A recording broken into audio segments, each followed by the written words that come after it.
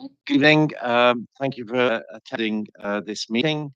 And My name is Councillor Ian Wingfield. I'm the chair of the Overview and Scrutiny Committee. And we just a few housekeeping rules before we get into the body of the meeting. There are no planned fire alarm tests this evening.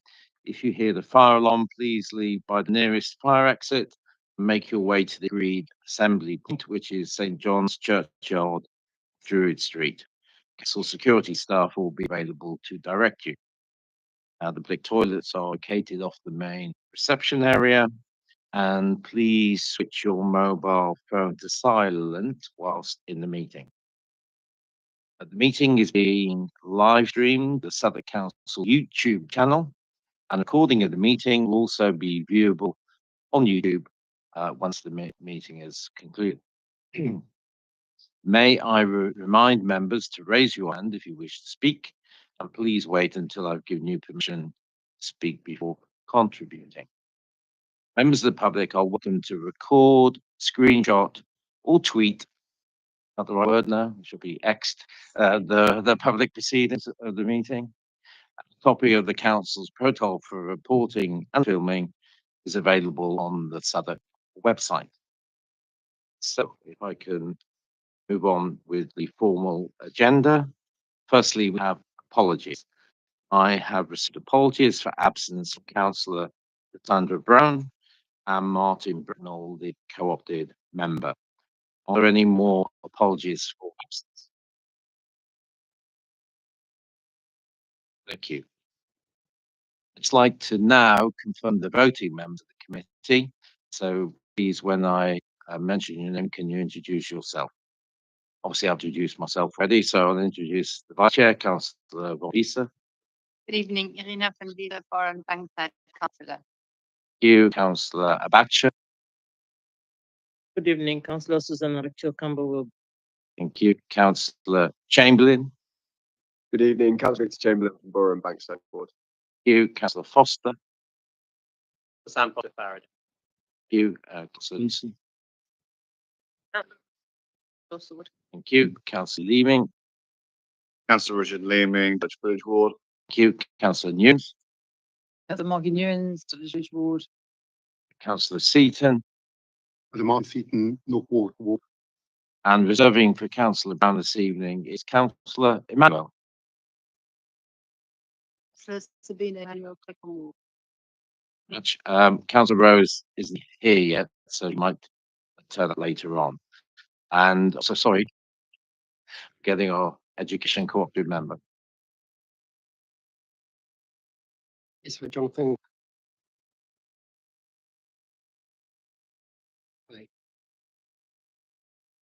You, John. Okay, let's move on to item 2, which is notification of any items of business which the chair deems urgent. There are no additional late items circulated on supplemental number 1. Agenda is the appendix of item 6, corrections and amendment to the officer report and the task order price. And then, sorry, that's not available in paper form. And then also circulated on agenda 2 is the financial presentation. Members should have also received the presentation to be given by the Consul State, TNRA. Has everybody seen that? Thank you. And the initial correspondence from the TNRA setting out their issues and incorporated as a comment to some of the issues in blue, indicating lessons learned contained at the end of the. Okay, so if everybody's happy with the information they've received, can we move on to disclosures of interest and dispensations? Does any member wish to declare an interest or dispensation in respect of any item on the agenda? Councillor Johnson. I believe very interesting. So, to clarify, members of the public, Councillor Johnson had an interest in, just interest, but a financial interest, I suppose, that way, in terms of employment. in that item, so therefore she will have to withdraw from the meeting for consideration of that item. Does any other member have any interest to declare? No? Thank you very much. Let's move on to item 4, which is the minutes of the meeting held on the 15th of July. Can we agree as minutes? Very much. Right, item 5, scrutiny calling Gateway 1 housing, procurement support and supply chain management system. We have received 2 separate call-ins on this item detailed in the papers. I intend to hear in the following order Councillor Chamberlain, then Councillor Foster, then Neil Tasker from the Unite Union, Councillor King and the officers, and we have a representative of the company here this evening. Is that correct? You want to just yeah? Okay, thank you very much. Plentific, that's the right pronunciation. So that's the order in which they're taken, and then I think we'll take questions in the middle of that once the people who've requested the call in. We'll ask questions of them, and then we'll ask questions of the officers, the cabinet member at the end. Okay, so without further ado, I'll call upon Councillor Chamberlain. Oh, is it Councillor Von Pisa? Sorry, thank you. Thank you very much, Chair. So I can speak for the call-in only as far as it concerns the Liberal Democrat opposition reasons for this call-in. As you've heard, there have been 2 separate call-ins for the decision to employ Plentific for the council repairs public procurement. As you will see later on, there is a very practical relevance to this because, as you know, the council has had a series of problems. It made repair work. So how this is organized and how general public procurement services in the council are organized has been subject to some scrutiny for some time now. Now, the reason why we Liberal Democrats called this in is threefold. So firstly, we believe that before making a decision to effectively draft in a third-party platform such as Plentific, which I understand is in charge of making some substantive procurement decisions on behalf of the council as to who is going to be carrying out repair services on council property is an important change to the way that the process works. The first reason why we call this is the lack of consultation with residents and very limited consultation with unions who are of course also affected. The second reason is that we believe that there is a high risk that the fees Plentific is charging for their services may be increasing. I understand it's currently around 10%. And the third reason is that we believe that there's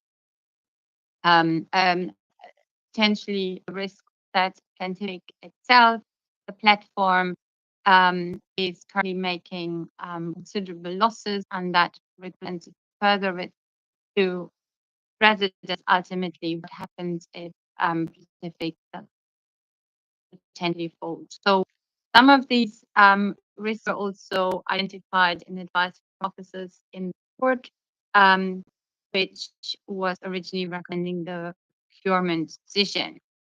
I would like to particularly quote something particularly on value for money and the pricing, which is a quote, and I hope I'm not misquoting the Strategic Director of Resources, which said that pricing, as access to competitive marketplace could drive prices down, there's no guarantee that Plentific will offer better value than direct award to current contractors. Contractors will factor in Plentific's fees, currently up to 10% of work costs, could total £640,000 annually into their rate. This percentage could change at any point without the knowledge of the council, as this fee is not part of the contract with Plentific. Additionally, contractors bidding for individual jobs rather than large volumes of work could result in higher average job costs. Any increase in the cost of work is particularly concerning given HRA budget constraints. In addition, the Director of the Exchequer for Housing Contracts reported as, I quote, the report does not make it clear whether this additional costs see the obligation of Council in its public procurement decisions to consider best value for money on behalf of residents, and given further the fact that unfortunately we've seen quite huge inefficiencies and inflated costs in repair works, which I'm afraid we will hear a lot more about in the course of tonight's meeting, we believe that decision should be reconsidered by Cabinet. I don't know if my colleague Councillor Chamberlain would like to add to this. Thank you. Councillor Foster. Chair, I don't want to take up too much additional time with this before we get to hearing from others. I think that's covered some of the key points. Basically, the concerns that I had in the councillors who raised the call in on our end are around the value for money, whether it really represents value for money, and kind of strategic planning, and what this is sort of going this relationship in long term. And I felt that part of the problem here is that addressing urgently a very real issue that the council has in relation to its contracts, that it will ultimately be an expensive solution. It doesn't serve us in the best that it could. Councillor Van Visa touched upon a couple of these things, but the and the Strategic Director of Resources also noted in the report as well some of these risks around the governance challenge of using this new framework. The Housing Department in general has very well-known strains, and I think it's unclear whether the back office function required to deliver this is going to be sufficient, or whether that will generate extra costs that are not accounted for. The fee scientific charges obviously represent a cost you wouldn't face without the use of the platform. I know that beyond the initial cost of purchasing the platform, access to it, you don't necessarily have to use it. So if the fees went up, we wouldn't have to use it. But clearly, from having purchased it, are incentivized to use it. Otherwise, we are not solving the problem that it is designed to solve without doing so. So I think it is worth asking whether this presents the best kind of strategic view.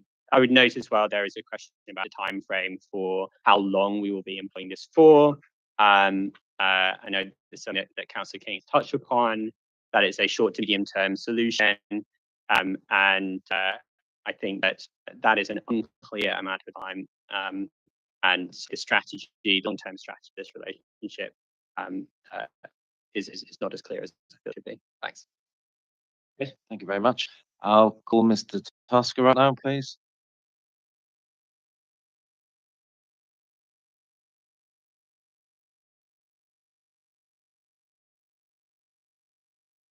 Good evening, councillors. Yeah, thank you. If you would kindly introduce yourself and your remit as to why you're here. If you just introduce yourself, yes, as to why your position you hold, etc. So Neil Tasker, I'm the Unite branch secretary.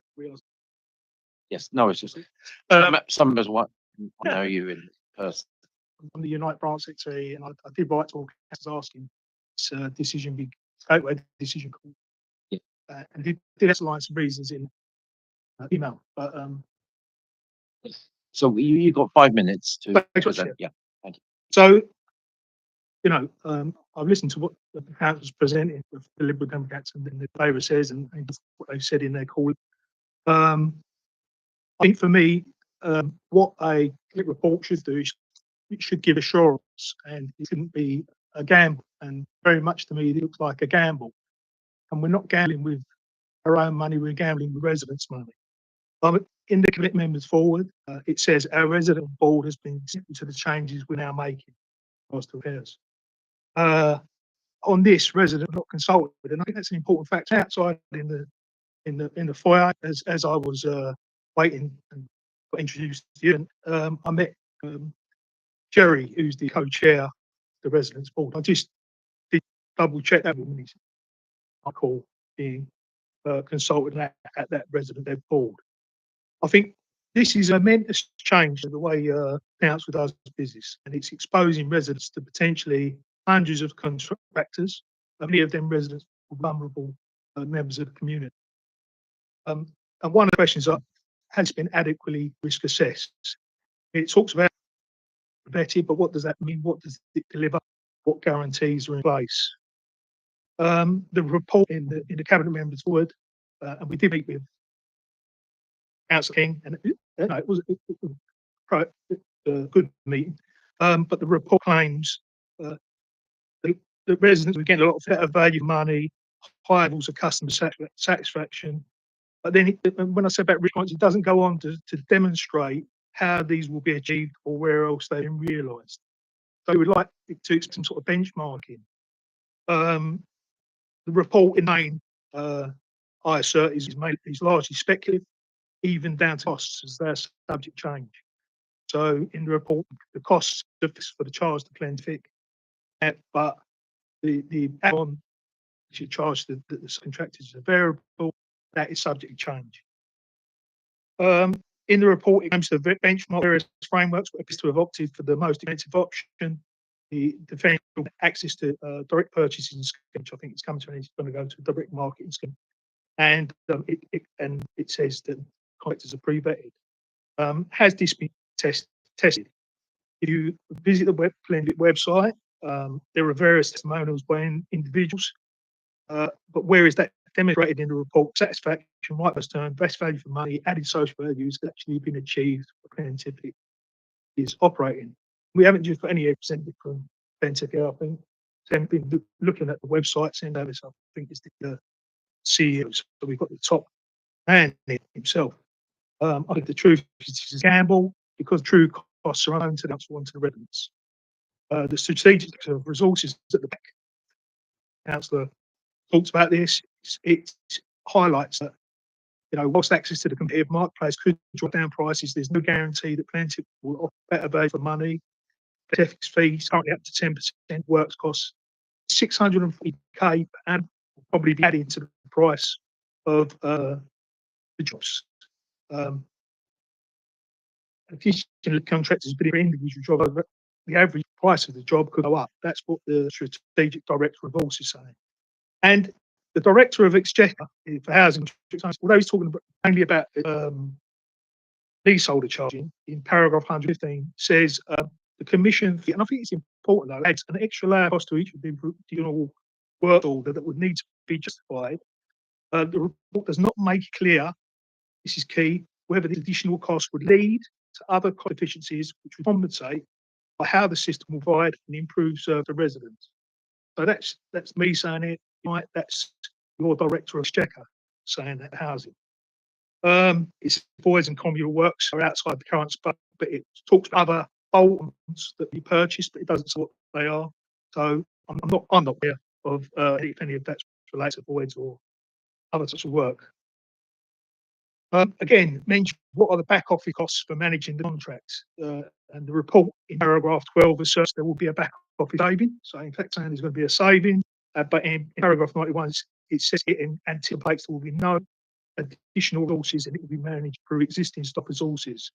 So again, I visited the Glenfiddich website, and there is a testimony by Rebecca Sandu, who was the head of maintenance that introduced Pacific at London and Brooklyn, and is incidentally now one of Glenfiddich doctors. Watch a video on the website. Rebecca asked how your operation evolved. State, we have created a large team to support the platform.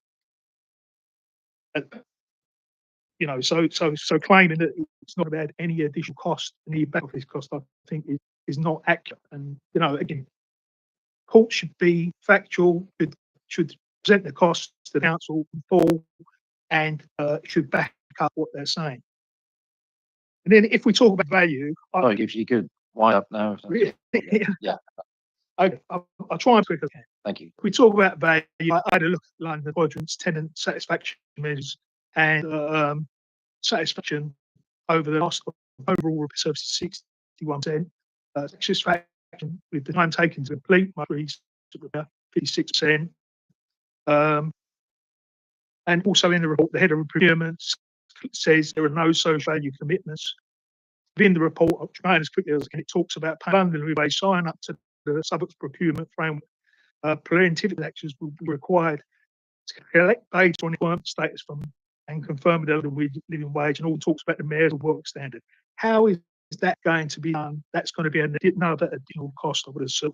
So, and what is very unclear from the report, there's 500 nationwide contractors and 300 London-based. How many will meet them requirements? How many will sign up to do them? Again, it's not tested. And in conclusion, there's only a few points here in if you.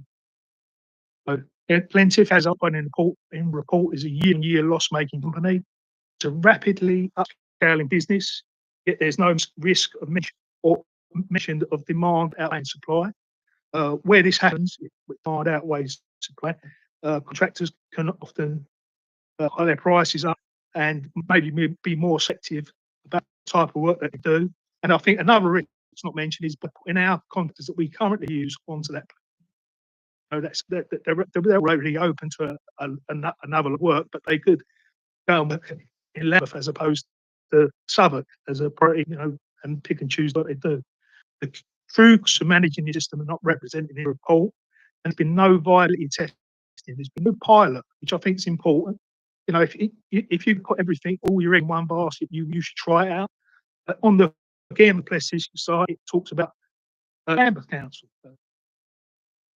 In something, there's so that's only a neighbouring borough. So what's gone on there? The risks are phenomenal, and it's just not being tested.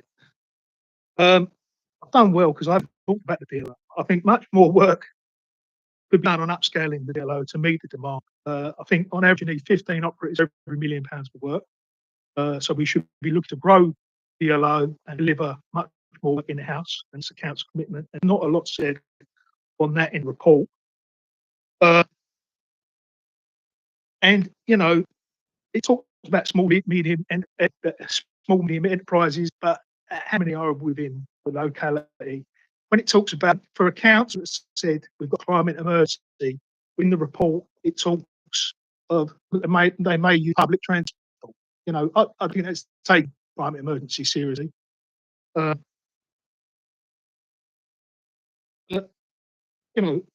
back to where I started, residents are maybe central to what we do and not being consulted on this. They're going to be going into their homes doing their work.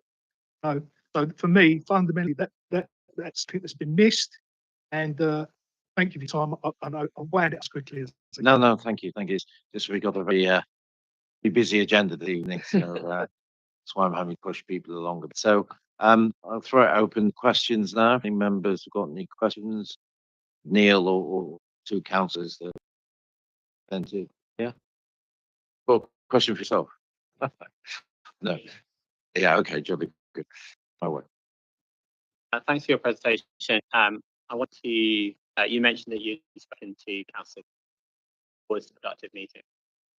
Have you got the assurances? I didn't get to fit it all in, but I mean, what we talked about, what the DO does, and it historically has done, is talks about we talked about apprentices, the need for having apprentices, local apprentices. We talked about opening them up to exposing them to all the different types of work, branding the DLO to do more areas of work. We did talk about that. I mean, but we've been talking about it for years. In 2018, we services back in house from what Harder Borough was outsourced, and immediately what happened was we stopped doing a large portion of the work we were doing. So we focused on internal repairs to residents' properties. Now, it's fair enough, but at that time it said in the short to medium term, and we would be looking to redo some of the big areas of work, that's voids, more communal works. Talking about specialist works, lots of this work that's contracted is not specialist. It's a falsehood. It's just normal and butter work that's contracted. Some work that's going to be put through this specific framework, I think, is the adaptations work, the disrepair case. I think they're the ones that talked about. They've been easy to pilot, easy and test out. you should be seeing if delivering on money, quality work's good. If the contractors are going to up to the. And one of the things that really disappointed about all of this, and I wrote to councillors, is we have what they call joint consultative committees. They used to be called departmental level, and this has never been tabled in one of them trade unions. Now, management argue it's not to do, but I think everything that's to do with repairs and to do with working in residence home is to do with us. And probably, what we see time and time again is our colleagues are going around and work right where contractors have done body work. Hope that answers your question. Did I see somebody over there? Okay, no? Okay. So I've got Councillor Chamberlain and Councillor Lee. Thank you, Chair. I think when the Liberal Democrat opposition, like the Union and Labour backbench are all uniting, it does show this is a reckless decision that it needs to be thought seriously. I think you made a really great point, Neil, about risk that's associated with this, that we have not seen assurance, and that's the point of this committee, is get that assurance that they are getting value for money from Fentic. I'm interested, I agree with everything you've said. I've just to echo that we are in united on that.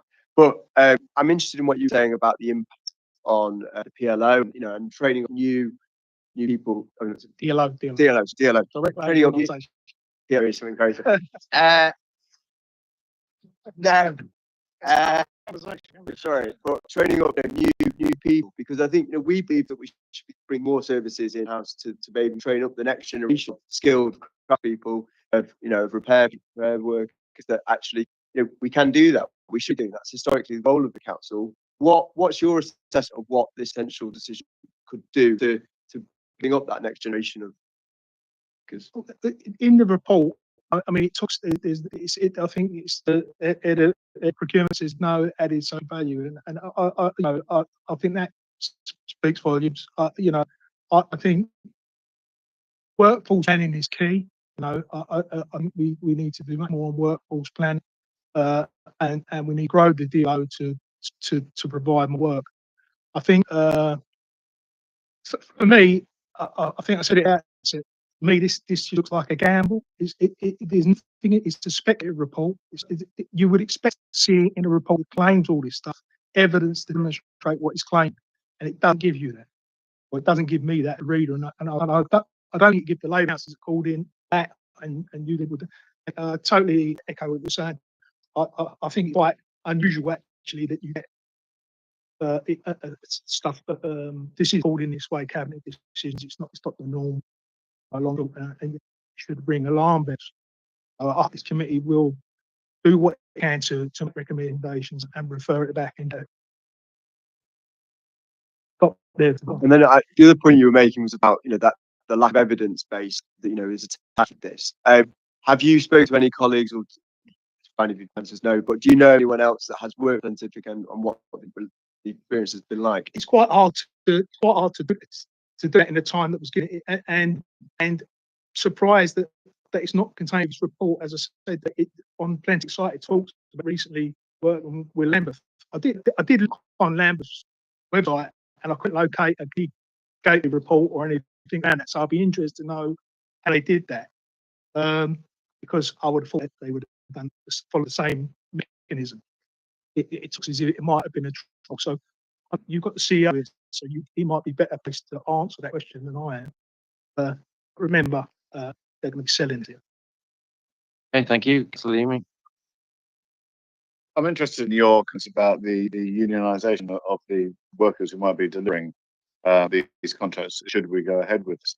Have you any idea how many of the people who are registered on the Pacific platform would be members of the union, and is there any mechanism that you have for recruiting if they're not? So one of the things I've asked the unit to do is write possibly Plenty to our list of their contracts. I think that might be happening, as it's already quite quick. Because in there it talks about the council procurement framework and recognition of trade unions. I don't know, this is encouraged, but consider maybe. So that's an unknown. Again, I think report authors should have done some more work in the council how it meet what it's claiming it's going to meet. Because it says there's 300 tractors London-wide. What happens if there's not a lot of them going to sign up? I think there's more signing up something. It's about making sure it's happening. That's more important than signing to say to do something. I think sometimes the council doesn't do that enough. So I hope that answers. Thank you. Okay, Tiago. Councillor Seaton. Thank you, Chair, and thank you for the presentation so far. Can I just point both those who called it and colleague Preston to, well, at least on red paper, page 29, and looks at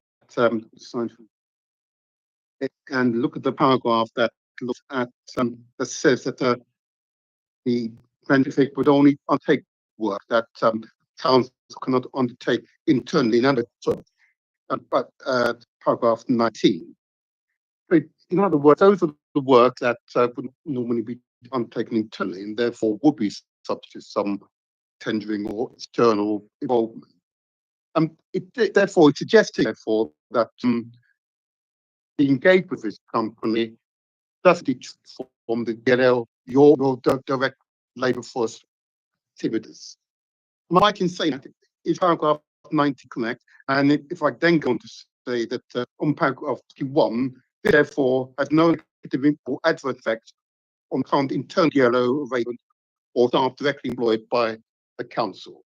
So are those two paragraphs correct? I'll say they're not totally correct, Councillor Seaton, because the workforce has been diminishing and not being replenished.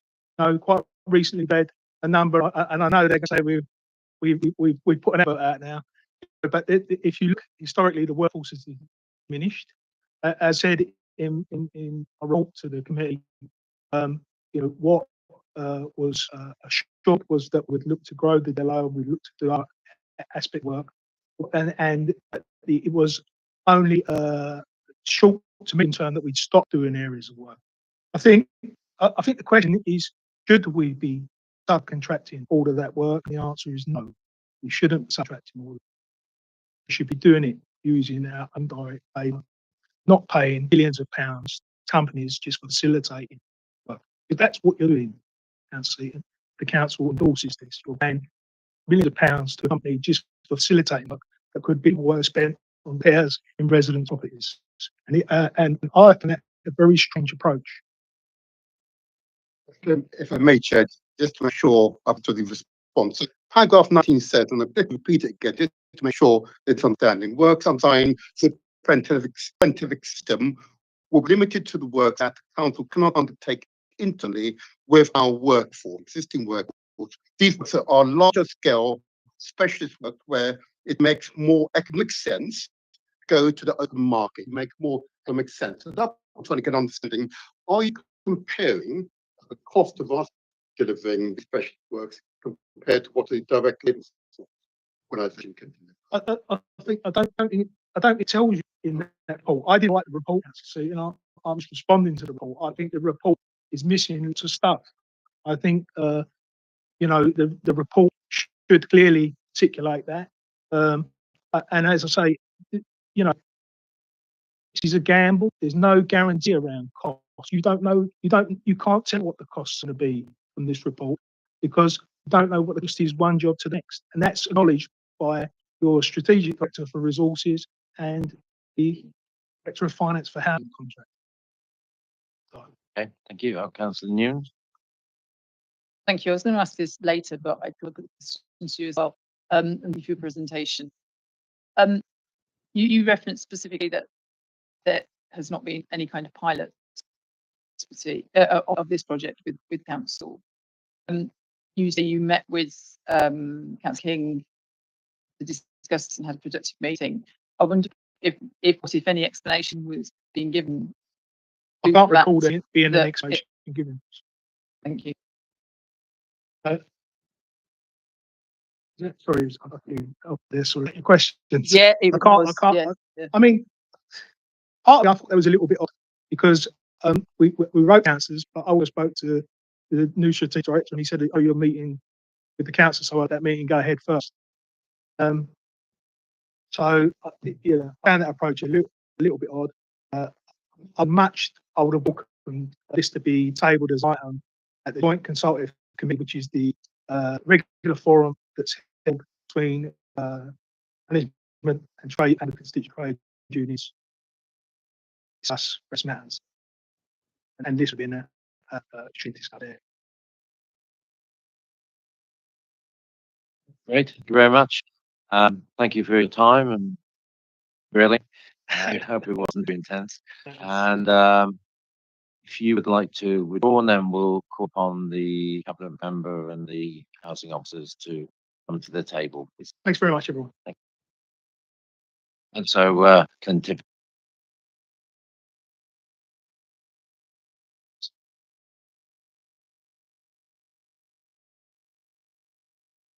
Okay, if you'd all like to come to the table.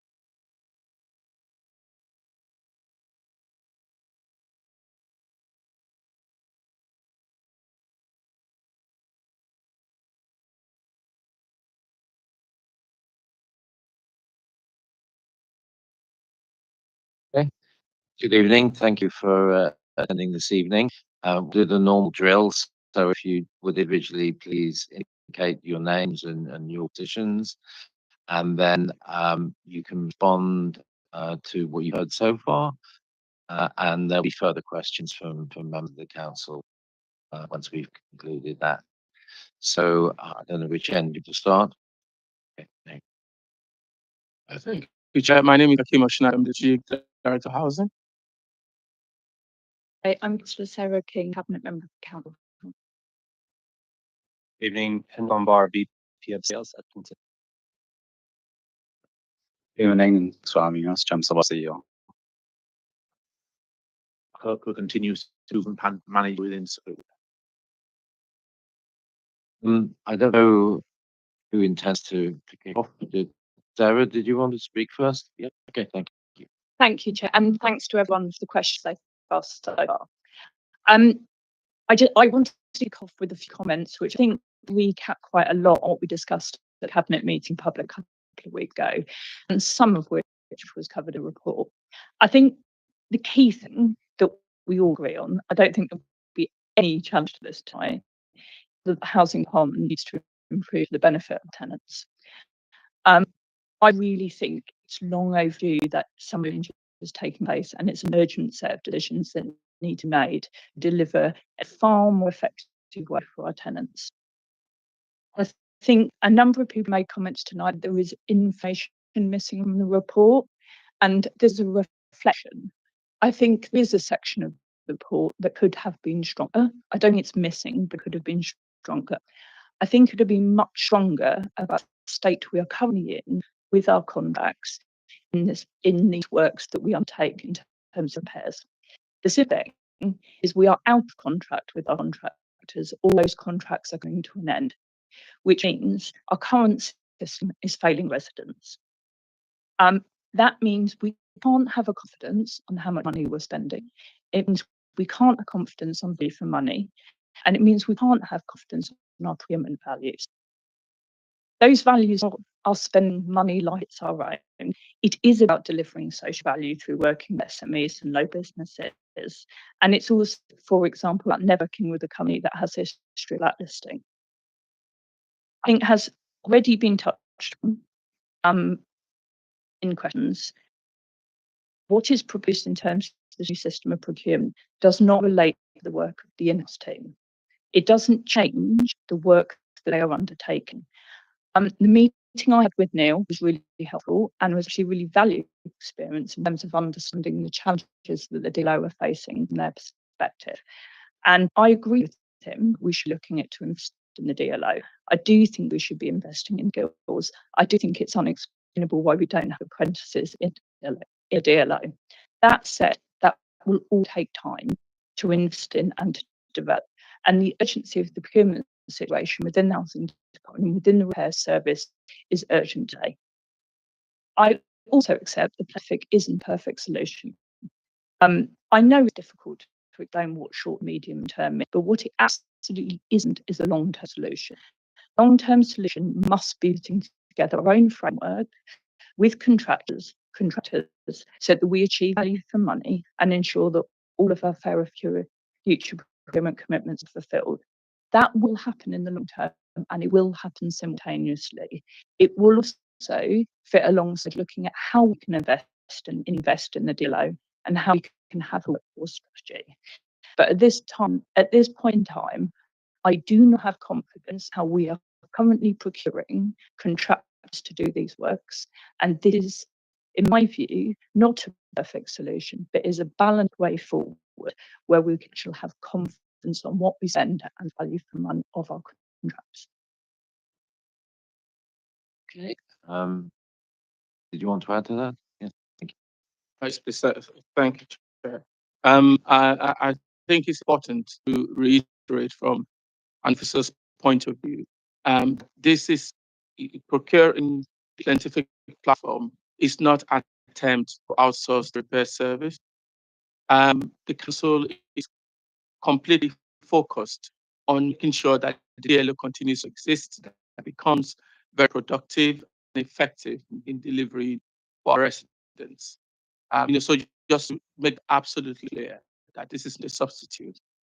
All of the repairs that operatives do, they will continue to do. This does not stop us from expanding our own workforce, but it's not economical to have 100% of repair service divided by 100% of our own workforce. There's no DLO in the country where they deliver 100% repairs. Normally, you would have contractors delivering between 65% to 65% of those works. At the moment, our percentage of works delivered by contractors are delivered by invisible contractors. We pay contractor A, who does contracts to contractors B, C, D, E, F that we don't see. And the people that go to our residence halls, not the people we contract. With Plentiful, we're contracting directly the contractors who are going to be delivering those works, nobody else. They're not subcontracting, they're direct contractors who are going to be delivering the works. And therefore, when a resident gives us feedback on how it did, we'll be giving a feedback on the person that to do the work. And if the feedback is negative, you can immediately start using that content, all of which we can't do now. This gives us a visibility that we do not currently. Because contractors can bid for work, it also creates a market where value for money can be obtained. We would have set criteria that the contractors have to meet before if they can win work from us, and therefore we know that they can deliver the quality we want, before we employ them at all.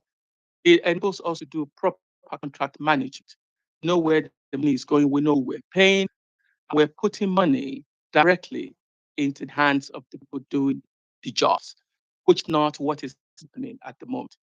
Plentiful have confirmed to us that we've got hundreds of contractors, local contractors on the platform, which means that when we employ contractors to go and do work in our homes, they're likely to be people who are resident and operating in the borough, rather than the situation we currently have. It creates an opportunity for us to be a lot more efficient, because there will be peak periods where our own DLO are busy doing other stuff. But rather than delaying repair to people's homes, we have the opportunity of going to the marketplace of Plentiful to get those works done. You may have heard about our law coming in, which gives us very, very strict timescales on how we deal with this repair. The moment, this repair, workload we have is significant. And the reality is, no matter how good we are, no matter how good our deal is, they cannot deal with the workload, for this repair. And this is a requirement of legislation. So by having Plentiful in place, it means that the council has confidence that we will always be able to deliver this title that we're statutorily required to do. Without Plentiful, we will not be able to meet statute requirements. Let's be absolutely clear. So it enables direct monitoring of satisfaction by tenants. Again, we don't currently have. Tenants are the best voice, the best way of knowing whether or not we're delivering good service. And by being able to tell us, directly, the people who come into their homes to do work, to be able to tell whether they're good or otherwise, and for us to have the ability to press the button to either stop using them or use more of them, I think is a great opportunity that we can't miss. And then finally, I would say, it enables analysis. So for someone like me to make a decision about how we progress on things, I need to know how we're performing. I need to know what is costing us. I need to know how the contractors we employ, when they get to the homes that we send them to, what other work they identify, how many times do they ask for variation, what type of variations do they ask, how do they bill us. I need to know all that information so that I can make the right decisions for this. I don't have that information at the moment. With Plenty, I will have all of the information at the press of button, which means I have the ability to advise Chancellor King about the right decision to make politically going forward.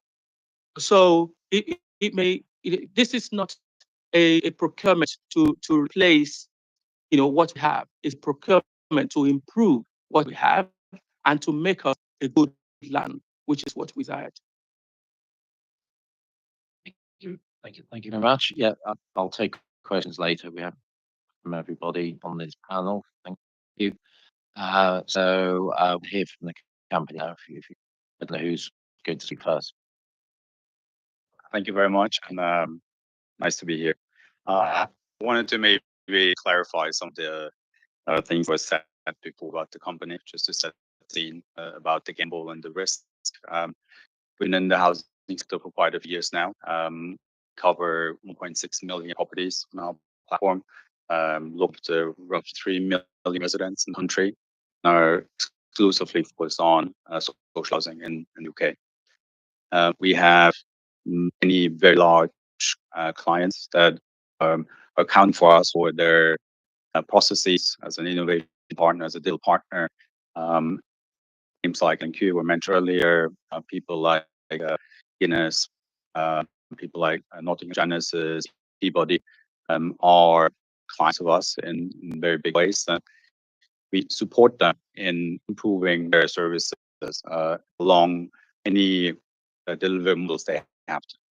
So when we talk about risks and gambles, I think the sector is really at a point where change needs to happen by improving services, looking at data, looking at the regulatory pressure, looking at supply chain challenges in the sector, which are real, and how we can support our clients with better technology solutions.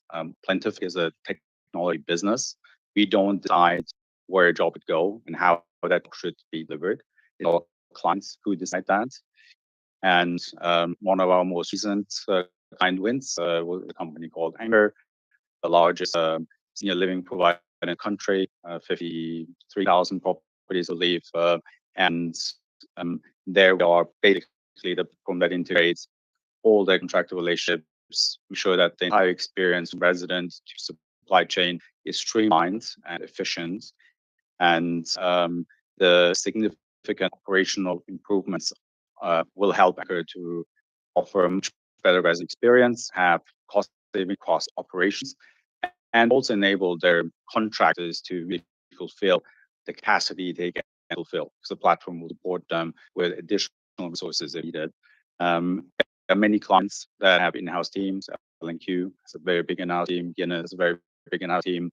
And the question is never about replacing a lot. It's about what is the promised residents and how should that be delivered, and what resources are available and in place to deliver at the right time and at the right quality. Across our more than 5,000 contractor relations we run a localized solution, which means the way that jobs get allocated is local. So a job cannot be sent and in a different place. And we have, social housing relevant compliance systems in place for all these clients. Access to those contractors mean you get access to the same contractors that are local at Notting Hill, Peabody, and others are using. They're getting reviewed every day by residents or by their housing officers and peers on performance on other homes. So you're getting a real-time review platform of actual housing experience contractors, scientific platform, and any requirements that the council, the local council might have additionally implement into the platform if needed to fulfill any other needs you have. For example, vulnerability was mentioned, disability was mentioned. How do you know who is requiring these services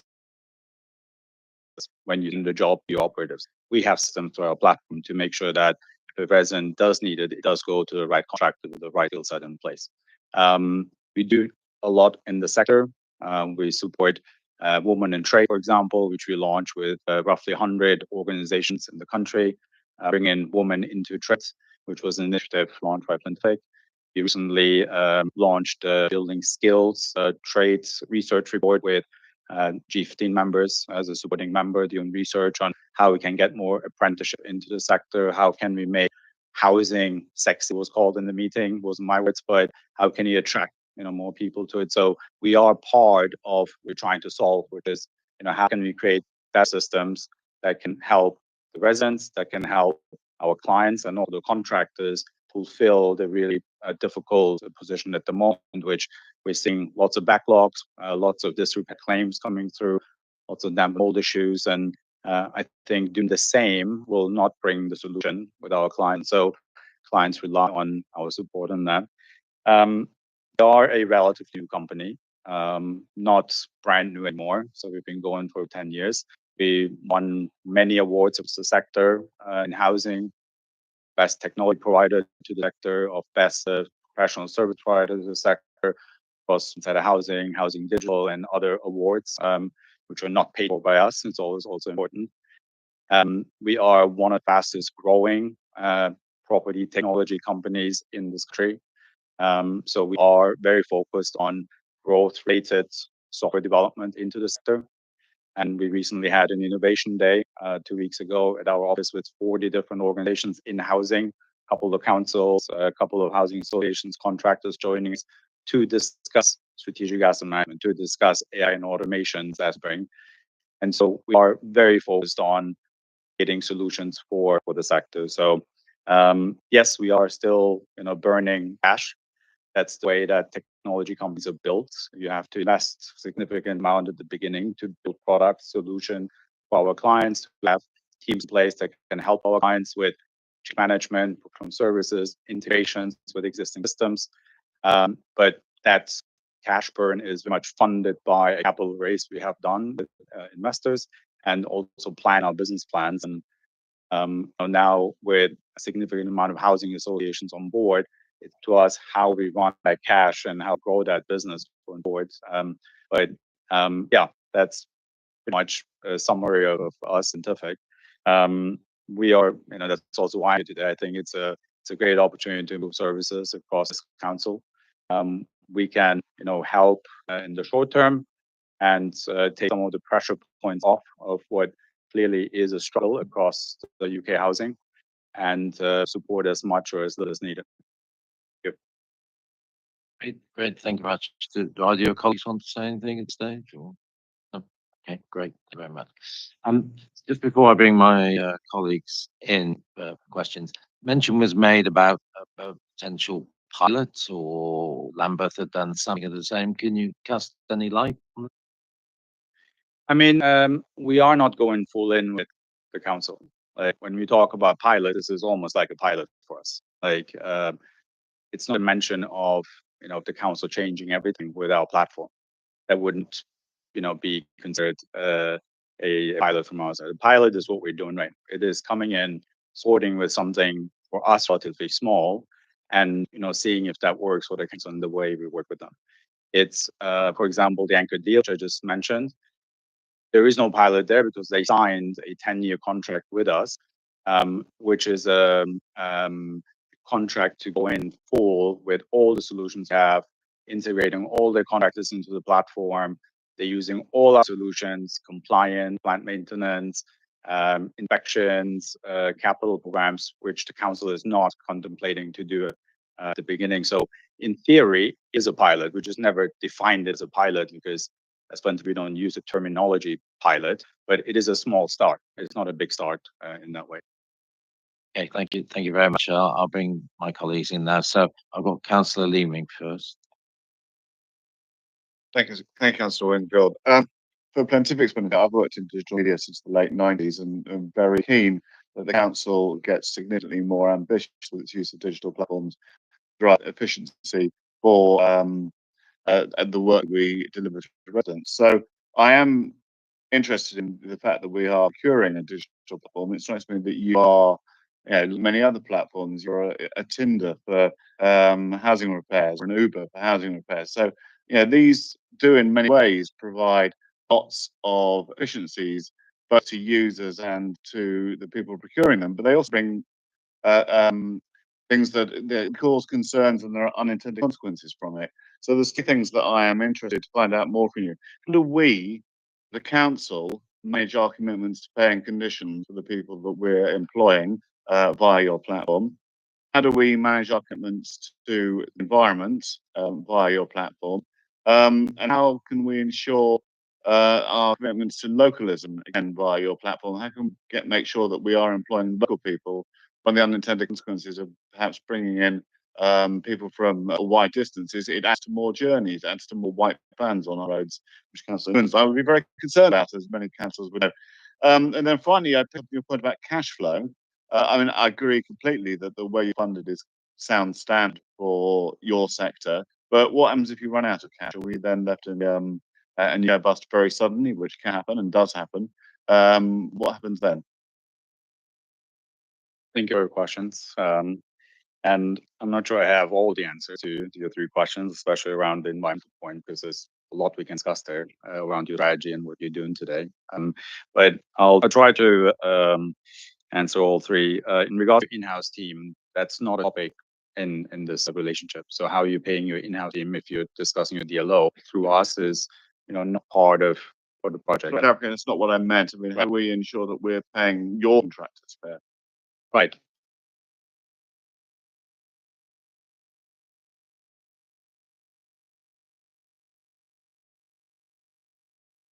So the contractors on the platform have initially been vetted by Plantific's conditions. In addition to that, there is a sort of set of conditions that we expect contractors to meet. They will secondarily be vetted against those as well. And that includes how much they're paid. So we won't use a contractor on the website, on the platform, I should say, that have been vetted by us. Mark has already agreed process through which all of that will happen. To add one point on the localization part. So the way our platform is set up, if you're not a local business, you can't physically get work through us in that either map process. So if it's a business in Southwark, they need to map it out where they actually are registered, or a miles radius process. So physically, the technology enables you to just send it to local contractors to guarantee that the work doesn't go outside of your local areas. Then on your final point, running out of cash, this is obviously a business that we're running with our shareholders to continue reaching our milestones. And we raised 100 million 3 years ago now from the shareholders. So there is a significant amount of cash in the bank, number one. And number two, we're also close to profitability next year. And we can decide to be profitable tomorrow, but we choose to further invest in some new product areas, which still require some investments from us. Okay, thank you. Councillor Chamberlain. Thank you, Chair. I've got some questions for Plantific specifically, and then a question for Councillor King and Keane. So for Plantific, you mentioned that you're working with a number of housing associations and housing partners in some of which are here in Southwark. So I presume, given that we're going to seek assurance in collecting information at this committee, that you might be able to provide some information about what sort of feedback residents in Southwark that are customers or tenants of those housing associations have had with you. And I see on Trustpilot you've got a satisfaction record 2.6 out of 5. It's not great. So can you give us an assurance that you are providing a good service to our tenants? And secondly, you mentioned that that you're only going to look at local contractors. Can you give us can you quantify how many of those contractors are currently have on your books here in Southwark or even South East London? And I'd also be interested in if anything does go wrong, how can the council recover finances from smoking? Can you provide us some assurance on that? Do you want to ask my second question, Chair? And then please feel free to comment as well. But for Sarah and Kim, the point of this call-in is to try and get assurance that and to understand why it hasn't been a consultation. I just don't feel that we've got it yet. I don't think for anything you've said so far, I feel any better about this decision than I did before. Sarah, you said the housing department needs to improve. We can see that on the agenda tonight. There's an example of where we haven't been getting value for money for contractors. Just this time last year, we had the Canada. Stick to They had the leaseholder conference last week. No, stick to your question. We constantly think that the council is not good and professional at getting value for money from private contractors, and there isn't enough governance in the housing department. You mentioned there's a whole bit of the report that's missing or needs to be expanded on. Well, that in itself gives me a huge, pause of concern about the fact that we don't have processes in place to make sure we're managing contracts of this scale. And it just seems reckless to jump into a contract of this scale without that assurance. Hakeem, you said tenants are the best voice. You're absolutely right. This council needs to rebuild trust with tenants. We need to prove that we are listening and that we understand the scale of the problems that we've had historically and why these problems occurred. So why was there no more scrutiny on this decision before? Why was there no more consultation on this decision with residents? And would you agree to going forward that you would launch consultation with residents that you have the residents' support before you implement this contract? Thank you. You want to deal with that first before we? Yeah. I mean, it's never a bad idea to consult residents on every single step that we want to take. We know this, which is why we are reorganizing our resident engagement service, so that we put our residents truly first, that we talk to them about decisions we want to make and we make those decisions with them. But we're not there yet. And that's all of the contractors that we've got currently working for us did not consult residents on any of them. So doing so now will be doing something new. So by procuring the Plentific platform and not consulting residents before doing that, we're not doing something that we haven't done before. That's a practice. But what we want to get to is put our setup, as we did for the residents' best improvement board, to have focus groups, to have tenants have discussions with tenants about policies, procedures, and any step we want to take that is going to affect them. But we're not there yet, which is why we haven't done that conversation here. But we do not normally consult tenants or residents on procuring contracts. Councillor King, yeah. Yeah, thank you, Chair. I do want to come back on a couple of points, and Hakeem has helpfully answered some of that. This isn't, and I do really, really strongly want to say that this isn't changing any. We would not have consulted our residents on individual contracts. We have consulted our residents on falling out of contract, and we've consulted. And I can absolutely see an ambition where we involve our residents much more in the procurement process. But I really can't let the point that the issue is urgent today, where we currently sit with our contractors and being out of contract. So for me, moving to this system in what I'm still saying is the short to medium term, is about dealing with a really difficult situation today, which I do not think we have time to go out and do a significant consultation on, because we are already failing on this. And this is about solving a really imperfect situation in the short to medium term. And I will keep coming back to the point. This is about solving the problem we have today, which I would deem as a crisis in our contract relationships, which we need to solve now, and not one that we can take a significant amount of time to do. And we could take a significant amount of time to do it. I would want to be doing it through our own framework and alongside that investing in the DLO rather than consulting on another way of working. I also did, if it's okay, Chair, want to come back on the point that's been mentioned about threat of Plantific's financial model.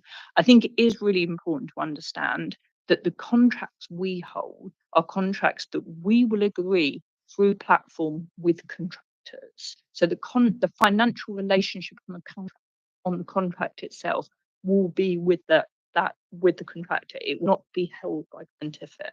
So if something awful was to happen to Plantific, sorry to send us to and say that, our contracts still hold. There would obviously be a loss in terms of what I would think of as the subscription to the platform. So I'm suggesting there wouldn't be any financial loss if something went terribly wrong. But what we don't lose is the contract with the people we have at the end of it. So there is some risk, but I think the risk is different from is clear. Thank you very much. Councillor Von Wiese. Those first questions of Plantific. Sorry, yeah. Seems such a long time ago. Thank you for those questions. I think I raised 3 ones, and maybe one's already answered slightly, but on local feedback, we have 3 million residents now, and how many of those exactly in Southwark couldn't tell you right now, but we can collect the information to you. What typically happens is you imagine it a little bit like ordering a pizza or going to Amazon and ordering something there. Visibility of what a resident can do leads to less uncertainty where something sits. So you're ordering a repair or you're telling a call center that you have an issue, what happens then? And that leads typically to much better customer experience on the resident side. When they raise a job, they can dynamically schedule an appointment if that's an option that you wanted to offer. They can always receive a job being done in a specific amount of time because we can manage, that flexibly, and just creates a lot of certainty around the actual work order that in place and where that sits. So what we often see is less calls coming into the call center because a lot of calls happen because residents don't know where the job sits. We have much happier residents because their jobs get done at the right time scales and not weeks later. And so typically the feedback is extremely positive. We do work in a world where we're dealing with contractors that we are turning down by not being able to join the platform because we have vetting requirements and we have reasons of not letting everyone on our platform, and that does create disgruntled reviews. And also have residents that have bad reviews because of reasons not to do with our platform, right? So we're not, for example, in this case, managing every workflow that comes through.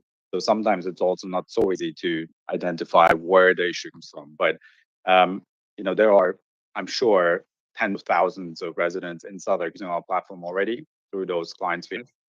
More than happy to provide feedback from those if you need to. On contractors, I think we did look this up, and currently live active contractors in the borough is 500, the 5,000 we have. And we can add more if need be through the processes we have in place.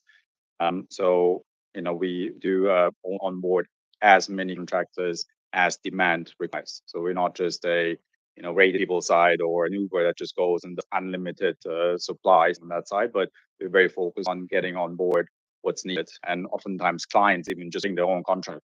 It's not just us adding the contractors. So we have many clients who don't need additional contractors, but they need a better way of managing existing contractors, streamlining that. And on I think the feedback on recovery fees, some feedback already on that. We also have processes in place when it comes to managing the contractors' codes, invoices, payments, recall, and so on through the platform. Thank you very much. Councillor Von Vries, please.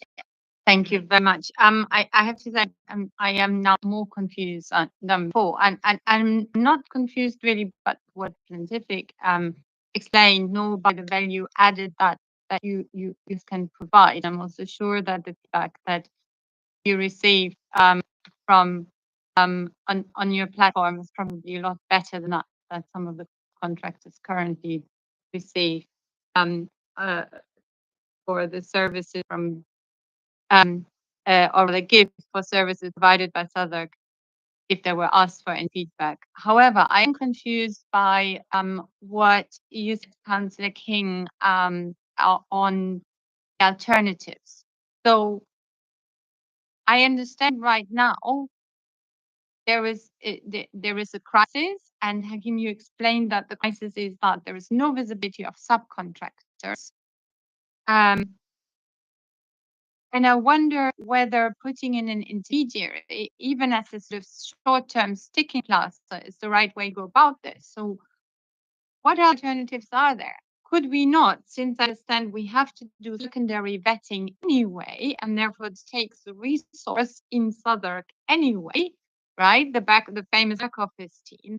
Why could we not simply review our current procurement structure, ensure that our procurement conditions feeds down to subcontractors, that there is this visibility of subcontractors, or indeed that subcontractors are not, are very restricted, and that we find amongst these people who do the secondary vetting the ability to actually either slowly but surely increase our in-house contingency, but also ensure that we can, without the intermediary, provide this procurement service and therefore can significantly reduce the intermediary costs. And as I said, don't doubt Scientific is providing, an additional service. I don't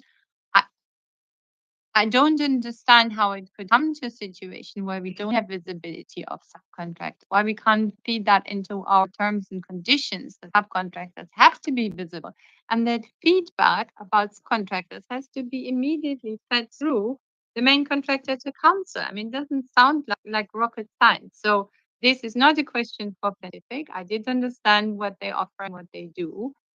This is a question for Councillor King and for you, Hakim. Thank you. So I think perhaps the best way to explain this is to say the contractors that are delivering work at the moment. So we've got our DLO, operatives directly employed who do work. Yeah, this is we're not talking about. In addition to them, we have contractors delivering work. Those contractors we have no contracts with. So in the monitoring that you're talking about, we cannot do because we have no contract. And that is the crisis that Councillor King is referring to. So there are two alternatives, maybe more. Number of alternatives. One is that we continue in a situation where we continue to use contractors without contract, which is legally an issue. Yeah. Two, we go through a procurement process to procure contractors. And Councillor King has been very clear that that is our long-term goal, but that will take time. We are not a small business. We have 55,000 homes. The number of contractors, we spend tens of millions of pounds delivering repair service. We're not going to procure contractors for repairs in 1 or 2 years. It's going to take significant period. We cannot continue in that time using contractors with whom we have no contract.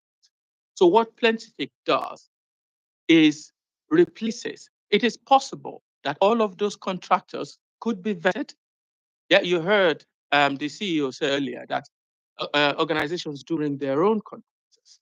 Mark has already informed our contractors that this is the way we want to go. So they can get themselves vetted and be on that platform, and we'll continue to use them, possibly, but we will be using them legally. That is the difference. So we want to normalize and legalize our position.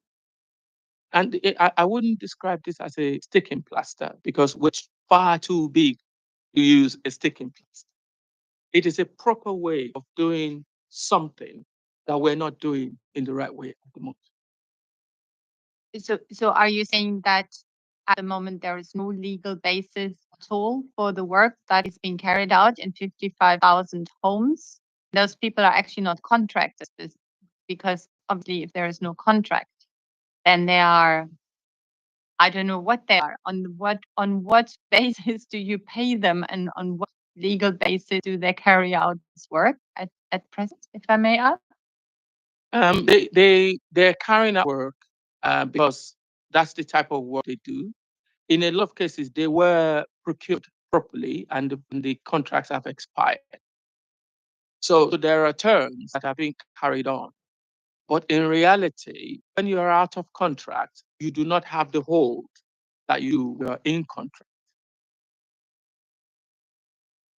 I mean, as a lawyer, there is no legal basis. If the contract has expired, then they have no obligation to do any work and you have no obligation to pay them. So clearly there must be some form of extension implied or rollover or whatever. So why couldn't you just roll over or renew contracts in the interim until you have found a mechanism to vet, potentially replace these contractors? I assure you, there are no opportunities for any further rollovers.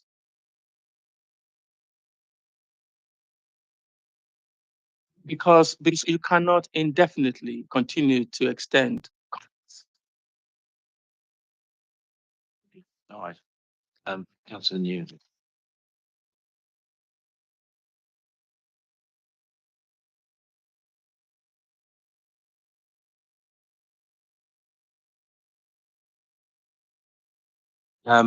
Sorry, Councillor Manuel, yes.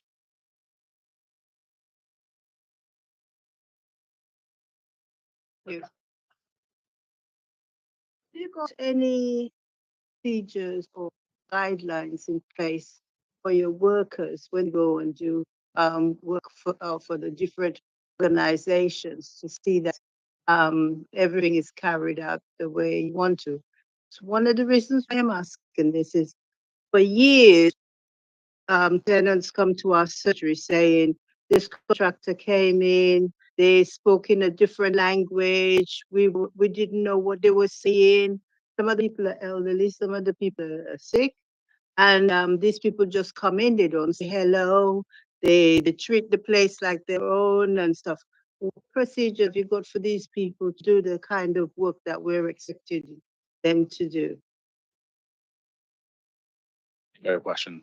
I mean, it's at the core of what we're doing. So it's the multiple areas of processes that contractors have to follow. Number one is the onboarding process.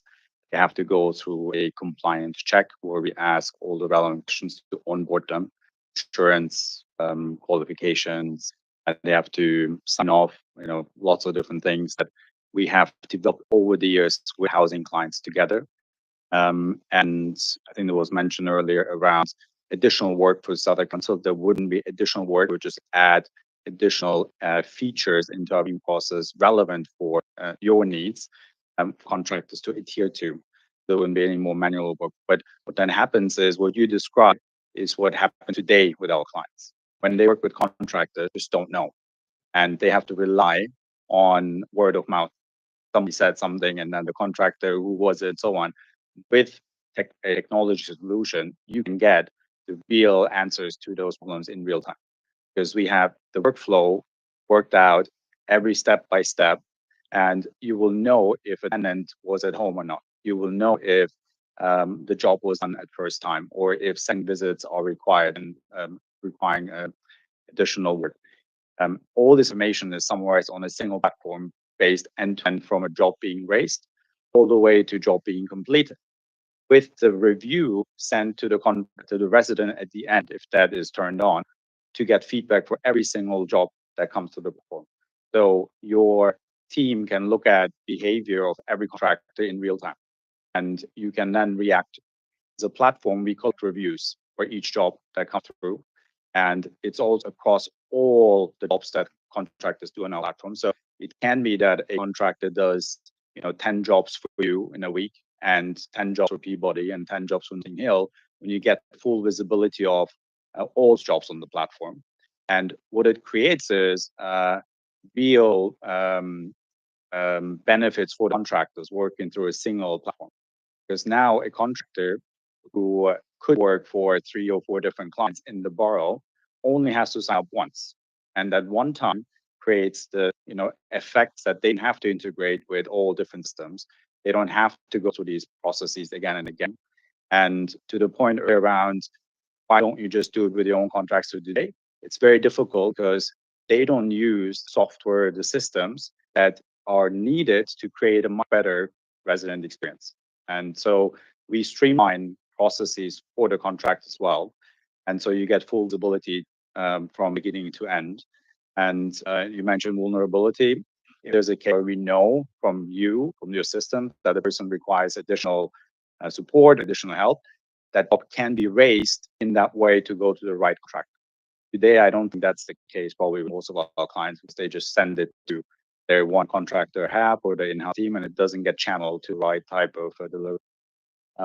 So you will find out in real time what your performance is at any point in time with any contractor relationships you have. Councillor Foster. Thanks, Jen. I wanted to pick up on what you were saying earlier. There's a reference in the capital report when it talks about different options. There is reference to owning new contract to existing suppliers, which is discounted as being expensive in short term, etc. From what you're saying, it sounds like that is not possible. So could you sort of confirm whether that is an option, or whether it's not basically not an option? And just in terms of the situation we're in, you both emphasised the seriousness of the problems we have at the moment around our contractors and the length of time it will take to establish a framework. There is a reference in the report to establishing a new framework for contractors where the timeline is 18 to 20. Could you maybe speak to how realistic that timeline is, whether you think that is achievable, whether it's something we're sort of working on actively and could get to that. And it would also, I think, you talked about the severity of the problem that this is addressing. It'd be good to get a sense of how we have ended up in a situation where this is the case. And the contracts that we have been using have been haven't been existing within a framework up to. Thank you, Councillor Foster. The difference between awarding to existing contractors and rolling over was the question earlier. Is an award means procurement. Yeah. And the current contractors that we have no performance information. We have no visibility of costs, no visibility of variations. So council would not be applying value for money by simply, because we haven't tested the market, we don't know that the award of contract to those people are value for money. In addition, we could be challenged by similar contractors out in the market to say they haven't been given the opportunity to bid for this contract. So yes, it is a possibility, but it is one beset with issues. In terms of the timetable for the framework, that report was written a few months ago, and with every delay, the process gets longer. You probably are aware that I currently don't have a permanent senior team in the repairs and maintenance service. The jobs are advertised and we're going through procurement. I would not want to start a procurement process without those people being in place. So the 18 to 24 months mentioned only starts when the people are in place. And that means from now, immediately today, as Councillor King has emphasized, this is a today problem that we cannot continue to hold until or in abeyance. I've got Councillor Seaton.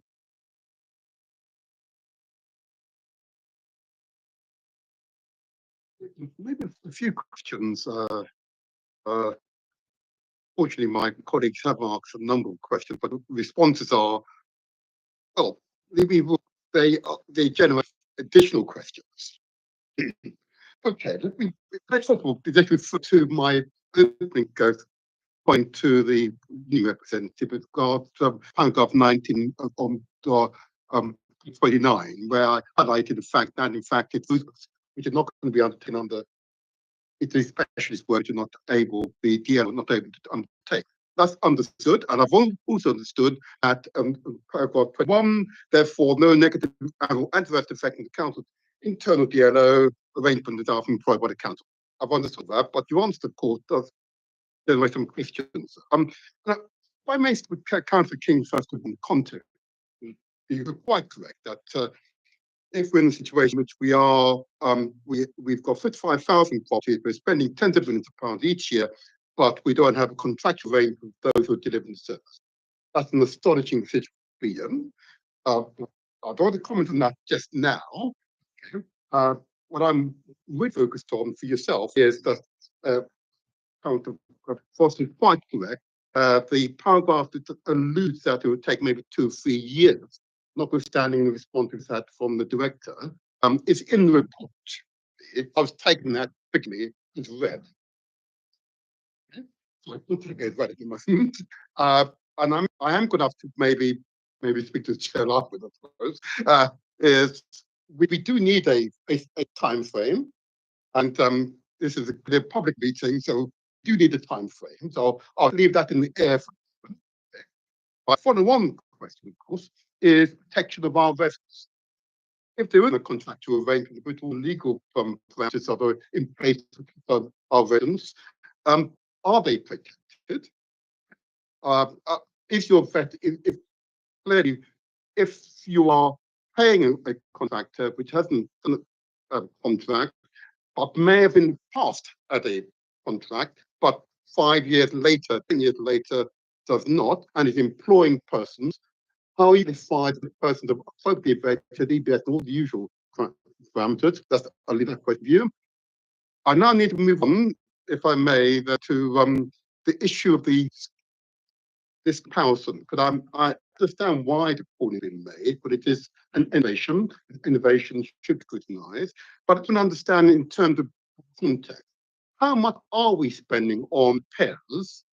Yeah. And how much of whatever £1 million per year represents total expenditure per annum on repair? This would get in context.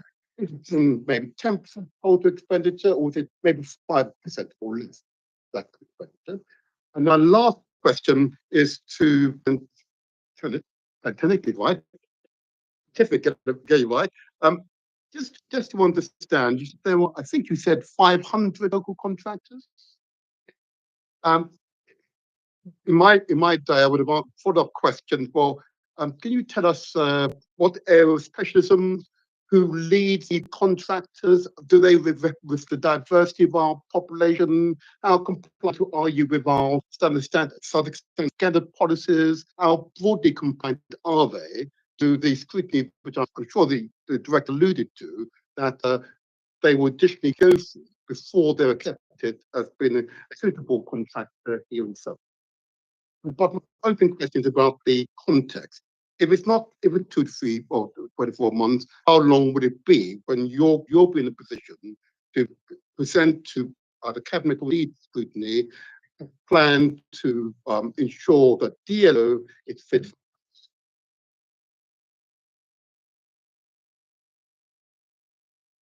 you, Councillor Seaton. There are a lot of questions in there, so I will start answering when I've missed some.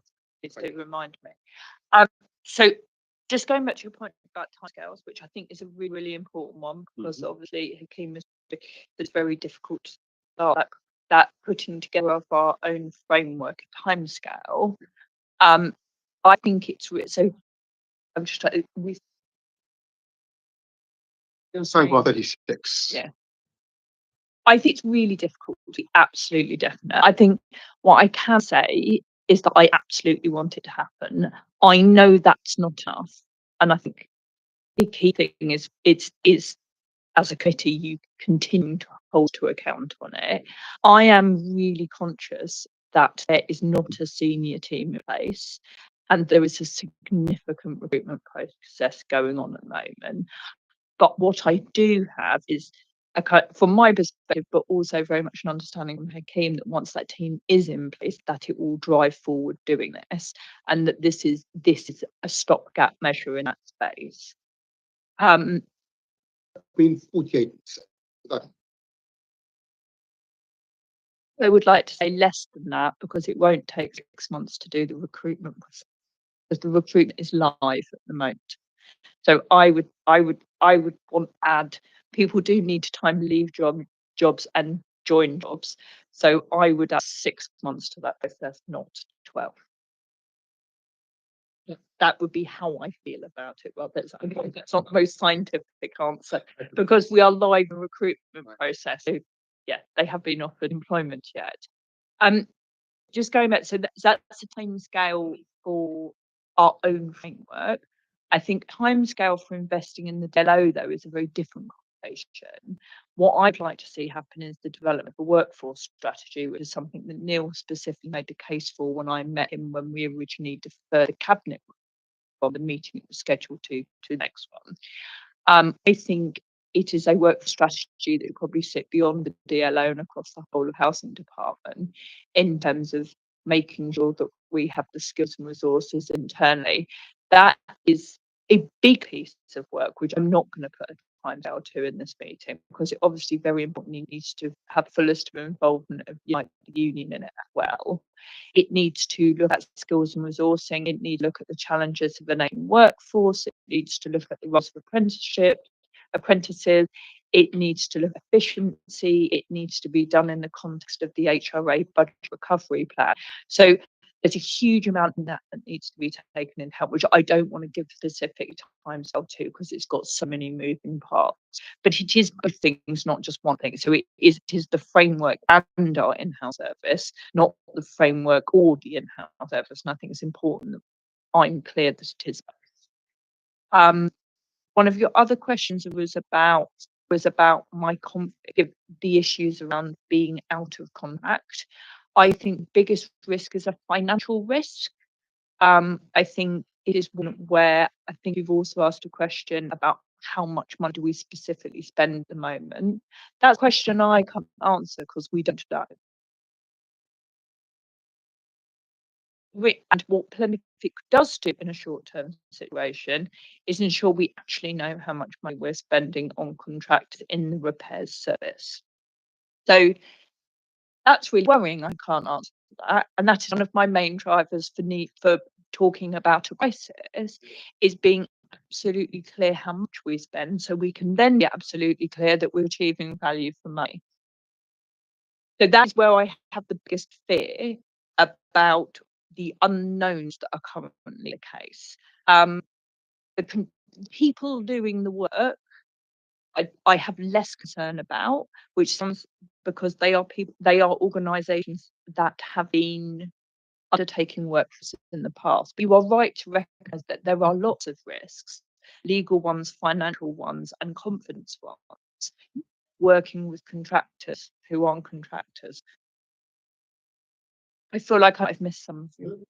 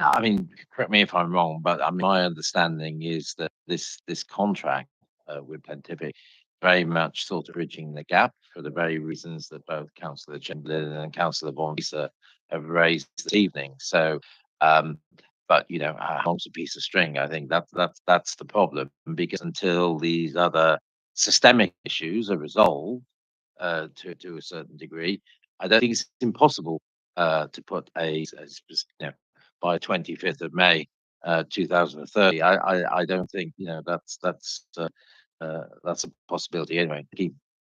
I just wanted to clarify so that for the records, with the plentiful procurement, we will solve the legal issues. The legal issues will no longer be pending. Once this is agreed, we will be operating legally straight away. What we're talking about in terms of long term is how we operate, how we deliver our repair service. Continuing, to work on the DLO to make sure that it's expanding, it's doing the right things. But we know that we're going to need contractors to support it. So how do we procure those contractors to support it? Is within the medium to longer term. But we will no longer be operating illegally once we start. We procure plenty.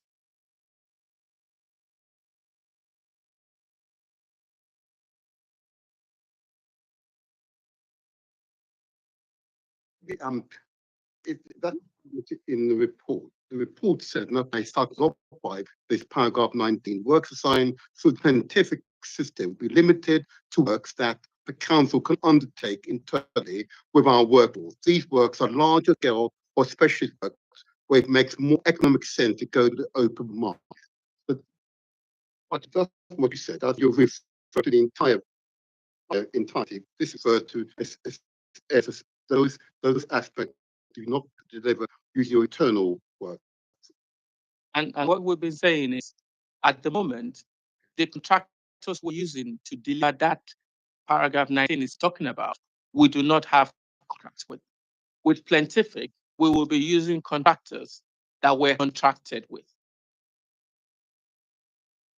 Okay, clear. Eventually, we'll cancel the Newton. Forgive me, there was last question to Plantific about the profiling 500 contractors. My question, how they're vetted and do they reflect the diversity of our part? Thank you for your question. Those contractors have gone through an onboarding process where all the client information has been collected as our client would do themselves. From the insurance information, from health and safety sort of requirements, all the way to any registrations they need have to be specialist contractors and so on. So across those 500, I don't have the answer what trades they do and how many of those we have, but it reflects our clients' need are. So there will be a lot of specialty contractors in there doing roofing work, scaffolding works. We have a lot of disrepair specialist type companies. And we do have clients who, do backups through us and repairs and voids as well. So that's it. I don't have today, but we have the information. In terms of the controls in place, the way that the platform works is, for example, if a contractor's insurance runs out in 3 months, it automatically informs the contractor that the insurance is running out in 3 months. And if insurance is not updated, then no job can go to the contract. Technically not possible. You cannot send an electrical job to someone who's not electrically certified. And so the technology deals with it. And you do offer your residents a diagnostic tool to self-serve themselves. When they select where they live, type of issue they have, it automatically connects to the right contractor. So I think there was mentioned earlier around being an intermediate or intermediate solution. I think that it's important to point out we're not an intermediary like a Tinder. I think it was used earlier, which does this as well. But we are a platform. So we deal with the end-to-end experience, not matching a contract, but contractor management, onboarding. If a client wants to use scheduled rates or marketplace rates, we can embed that. We look at resident experience all the way to contractor being paid and reviewed. So the entire piece that our platform solves, and not just matching like you would be used on others B2C type systems there. So we have a very rigorous compliance system in place, and it has been used by many other housing associations in London, in Greater London, every day, thousands of times. And it's rigorously tested every day on performance levels. Thank you very much. Councillor News. Thank you very much. Also to ask, actually, so we're accepting that this is there is, as you said, a short to medium term solution, and obviously that we don't have a definition of exactly what that means. But I suppose I'm thinking, so you're saying that you're using local contractors, presumably sort of many of those, you said 500 actually in the borough itself.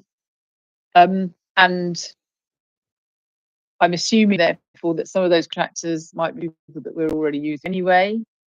And I suppose what happens then down the line when we have had our sort of short to medium term flirtation with Plantific, and there are contractors that we've used via Plantific that we are happy with and that we would like to continue to work with, can we then go directly to those contractors, or are we sort of drawn in with Plantific? So we then have completely, sorry, so that's my question. There you go. Thank you. So the framework that Councillor King has referred to will mean tendering in the public domain, and any contractor will be able to apply for that tender, and will consider them according to the criteria and members. Thank you. Let me add to that point, which I think is important. So clients go out to tender for systems, software systems, and they go out for tender for contractor needs. And we're seeing a lot of clients do now is combine the two by saying, I have specific needs from a resident experience point. I have specific needs from data point. I have specific needs from what the future of our operation should look like. And I need to procure contractors that can fulfill that sort of integrated solution. For example, Anchor, when they procured their main contractors, 7 of them across the UK, they went out from a procurement perspective saying, you will have to provide these types of IT relevant solutions to our residents and insights to the data, booking system, and so on. So, the two are not necessarily disconnected in the procurement worlds. But what clients do, if they start with us as a short-term solution, when they procure, they can procure whatever they feel like procuring in the future. So, too. Thank you very much. I'd like to move to recommendations now, because I'm conscious that there's a large body of people outside, and they've been outside for over an hour for the next item. They were pretty irate before they got here. I dare say they're even more irate now. So just to remind members, because obviously there's lots of new members on this committee, but I'll just go through it. We have 4 potential options when it comes to recommendations. The first is we just note the report and do nothing else. The second is we note it, but we say that we'll call it back for subsequent review to the committee. The third is that we refer it back to the relevant cabinet member, setting up our concerns in relation to the decision. And the fourth is to refer it to the Council Assembly if we deem that the decision is outside of the policy budget framework. So those, whatever comments are said now, please align them to one of those 4 recommendations. We can't do anything else. Councillor General. Thank you, Chair. I mean, I really don't feel like I've had any of the assurance or confidence that I was looking for tonight. So that was my lord, I certainly wouldn't be voting for you. So I would like us to refer the matter back to Council Assembly. I think the decision to procure Plantific falls aside the Council delivery plan, which says that we have a commitment to spend every penny as if it's from our own pocket. Well, this clearly isn't. I will be spending my money on this without the assurances that I was seeking tonight. And so that 30 also says that there's a commitment to value money, to be open, to accountable. I'm afraid I don't feel that we've had that accessibility and openness that you get from consulting with residents and listening to the views of those people that are being affected by the service. Yeah, I'm sorry, Plenty, think you've been dragged in because it's not necessarily about your company, but I do think, from that perspective, I think it is it's worthy to the full council assembly. It's not going back because it's not in there. It should be referred to the. Yeah, correct.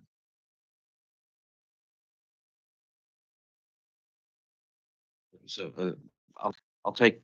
We can move all four recommendations. So yes, Councillor Leaming. Unlike Councillor Eblin, I am satisfied with what I've heard tonight.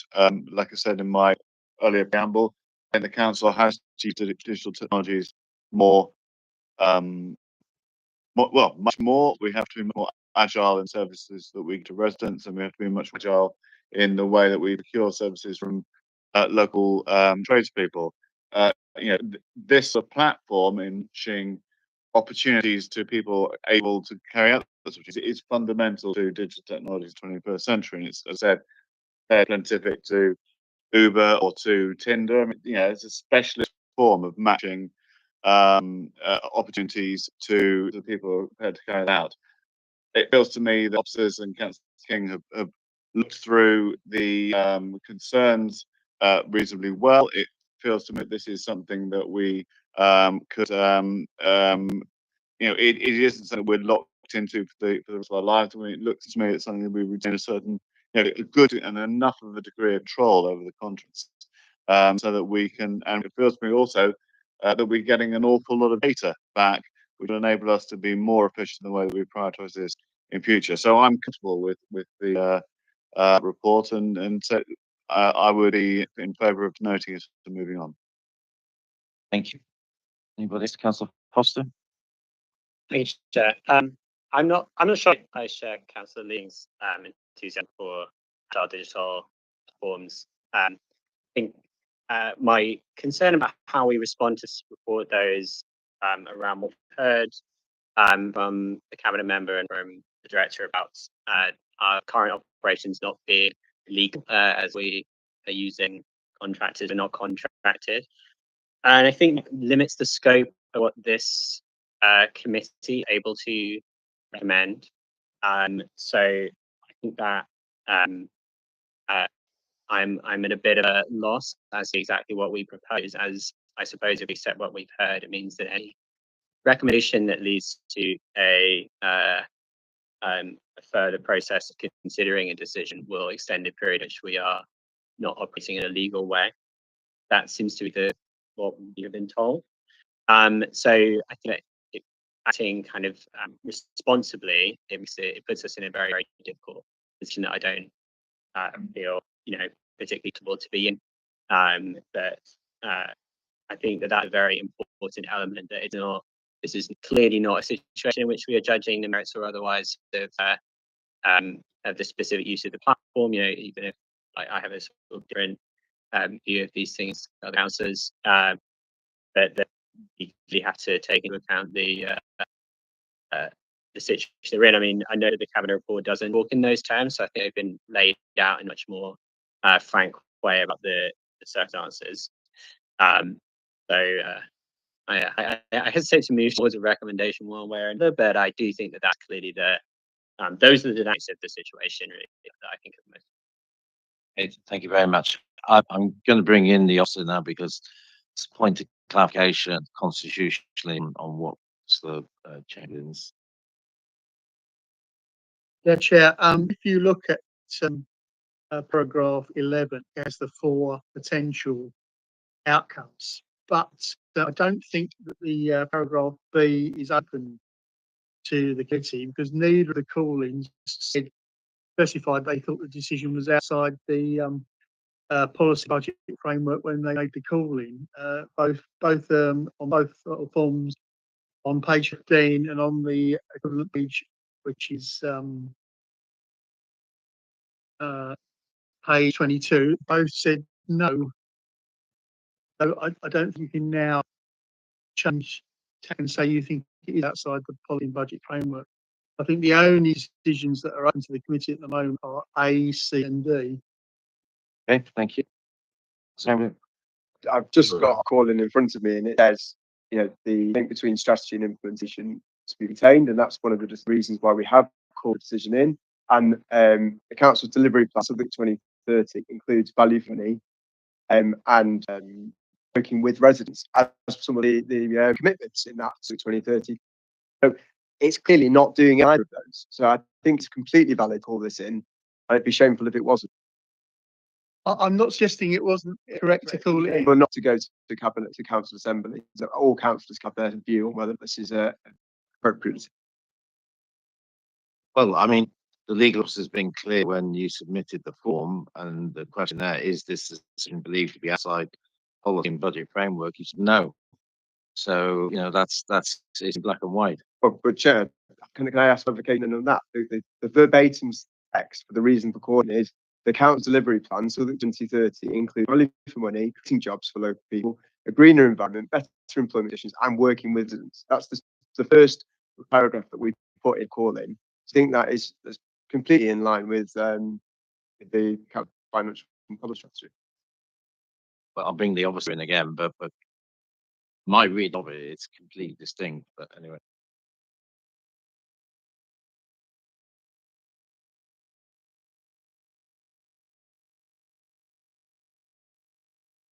As the scrutiny officer has reminded me that if it is outside the balance, the policy and budget framework, we'd have sought the advice of the Director of Resources and the Monitoring Officer, which in this case hasn't. My advice still remains, I don't think 11B is open to this committee. Okay, thank you.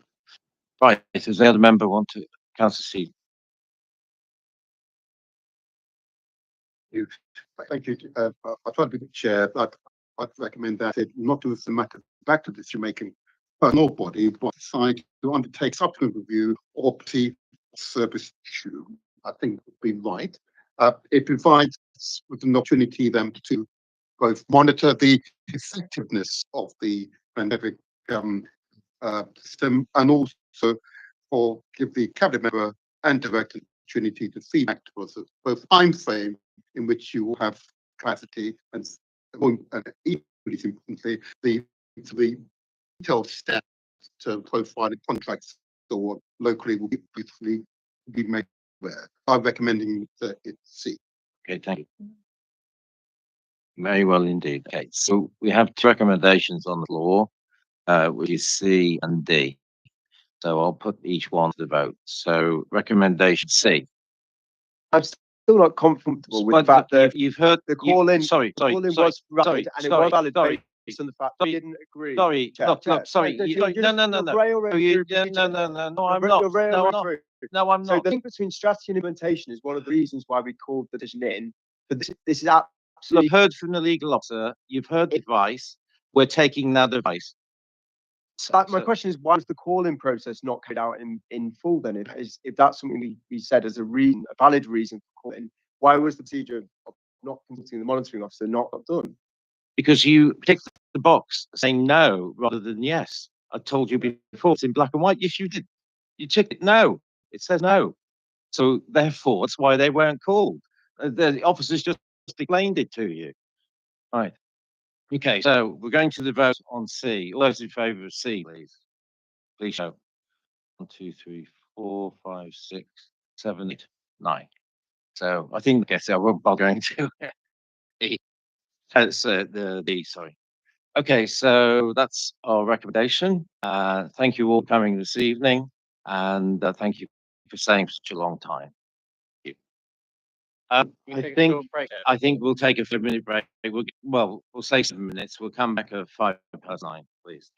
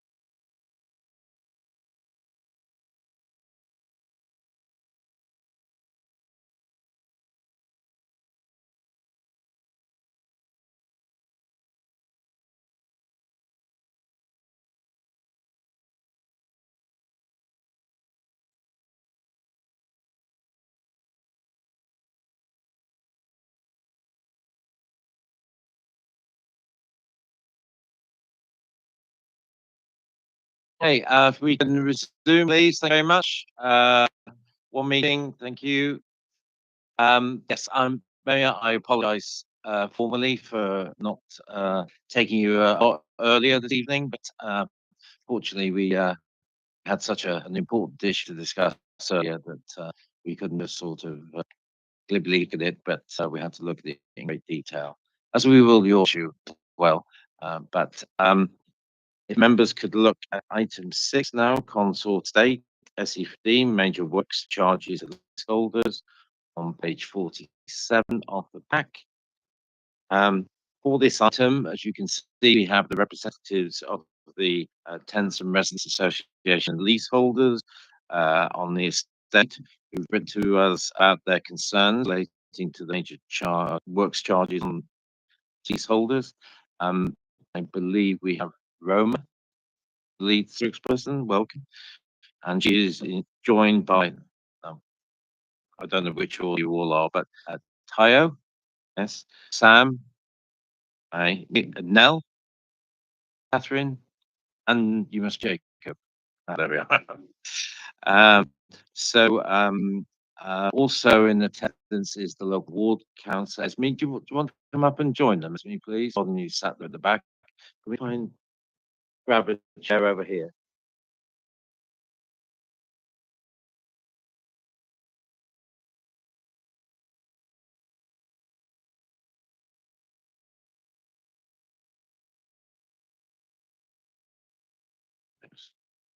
That's fine. Thank you. So we'll hear from the rest first, then we'll hear from the local ward councillor, and then we'll hear from Councillor King and relevant officers. So if you'd like, very kindly you brought a presentation with you at the same time. So if you'd like to present that, over to you. Thank you.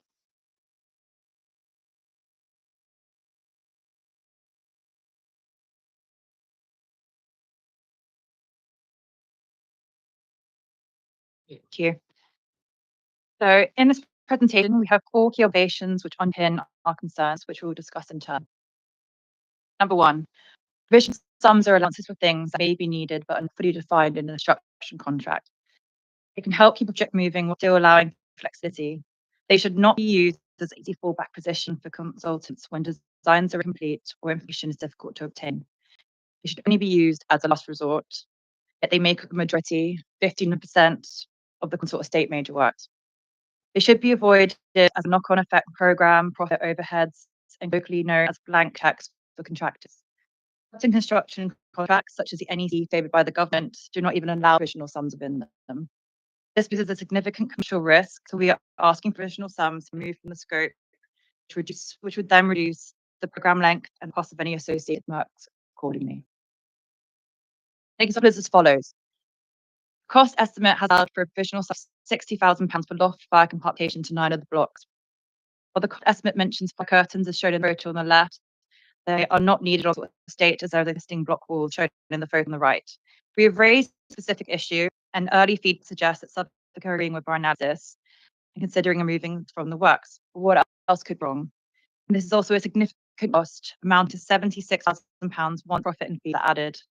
Someone like me living in a 1-bedroom flat, this amounts to additional surcharge of £4,500 for one element of work, which I have to pay in installments of £98 a month over 4 years and only getting a refund each year that 4 years later. Demonstrates financial toll the approach to using provisional sums can bring upon residents, although not the first of today's discussion. What's disappointing that A&EL own feasibility study identified this work as not needed, including in scope, length, and overall programme, links to other works that, like the time scaffolded up in the temporary dormer, with these associated costs difficult to recover once the works are removed per contract. Many areas where provisional sums are completely avoidable, and as they don't require scaffolding to finalise works, like the overhaul of the windows and the replace of front entrance doors. So we are requesting that provisionals are removed from the scope, which will reduce both programme length and cost of any associated work support. Observation 2. Current scope includes the necessary works. The contractor has expanded scope and increased the cost beyond what is reasonable. We are urging the council to reduce the scope so that critical activities are completed only. An example are the numerous and proposed scope works directly contradict the feasibility. First one being private balconies. Feasibility says that tiles will need to be left to carry out an inspection. However, the scope of works then proposes renewal of all private balconies. Roofs are not leaking, so this is a preventative measure, not essential. So we urge that only undertake repairs to roofs that are not leaking. Brickworks. Feasibility says condition of the brick good and free from cracking. Picks on some pointing, style and repairs to match existing.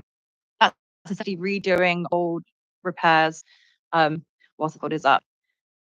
Scope of works includes the redoing of previous repairs so that the more colour matches existing. We would argue this is a cosmetic repair and is not necessarily does not bring value. Concrete. There is no mention of condition of concrete nor a recommendation for repair in the feasibility study, yet the scope of works includes extensive provision of sunjet washing, dusting, concrete repairs and repair hairline cracks. Nothing informing this vision. We see this evidence of concrete the contractor. And all of these works are unnecessary. They prolong the scaffolding up, therefore it's further increasing the scaffolding costs based on a weekly rental price. Observation 3. Rates and the estimates are excessively high and not good value money. We recommend better scrutiny over the costs and ensure that they represent good value money for both leasehold and the council. An example of this is of the internal flooring redecorations. Floor finish certainly does need replacing, but the feasibility really recommends a vinyl replacement, which is about 60 square meters per person, £60 per square meter. Yet proposed scope works prices of resin floor at a whopping £150 per square meter. As an example, this is some other supply and install rate. So carpet, you've got £30 to £50 per square meter. This is the housing associations go to for communal corridors. Vinyl, it's £60 per square meter. Robust enough to use in labs, hospital train carriages. We've got timber flooring, lovely, 120, but yet resin even higher, 150, similar to ceramic flooring there. The reason we were given was that it's good against chemical spills and that the resin comes with a 15-year warranty. But any floor finish is available in a 15-year warranty. There's no greater risk of chemical spills on the one sort of state than any other domestic setting. That corridor on the photo that I showed previously, the internal space that only serves for flats, lightly trafficked domestic settings, not an industrial, highly trafficked setting for which resin is more appropriate. It's obviously an overspecification, it's inflating the cost, which profits are then applied to. We strongly urge that this choice is viewed. There's many other examples here as well, which I'll skim over.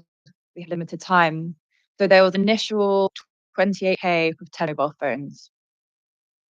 £50 for every fire door keep closed sign installed, those little circles, £50. There is an questionable cumulative application of profits on top of fees and overheads.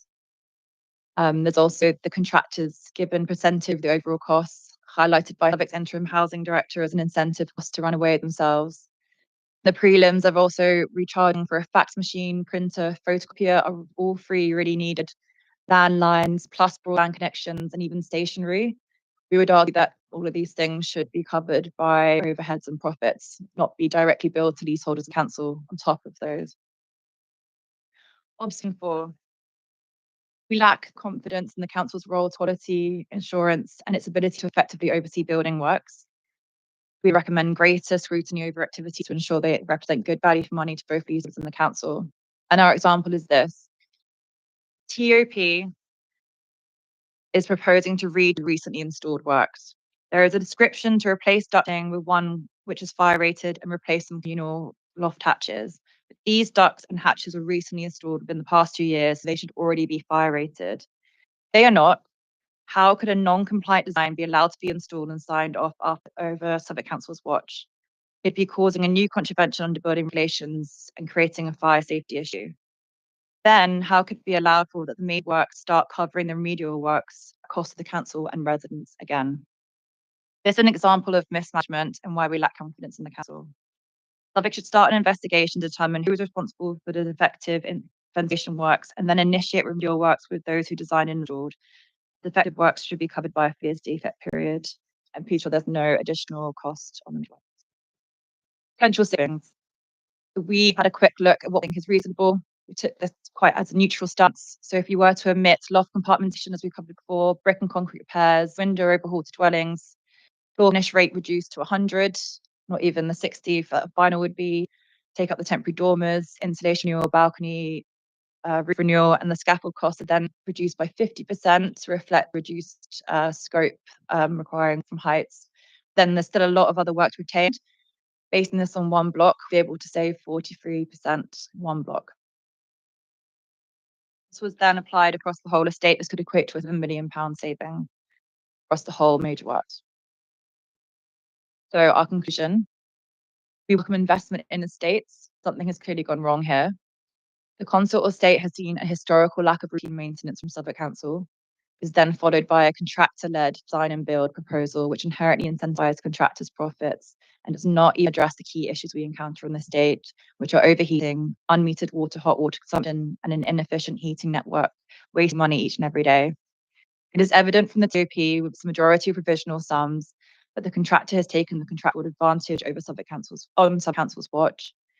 Southwark is not delivering on its duty of care as freeholder to ensure value for money to leaseholders and for public funds.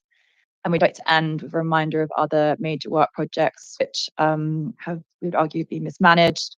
Devon mentions Canada Estates and Erica House, overspend of 4.2 million, 1.7 and 1.3 million respectively, and have overrun by 23, 17 and 2 years. Thank you.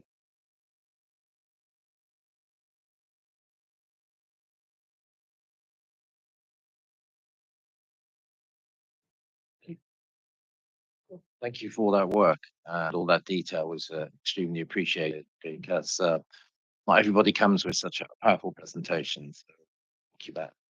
I'm going to now call on the local ward councillor, Councillor Dobson, to say a few words. I believe you've had something which the clerk is going to dispute to Melis.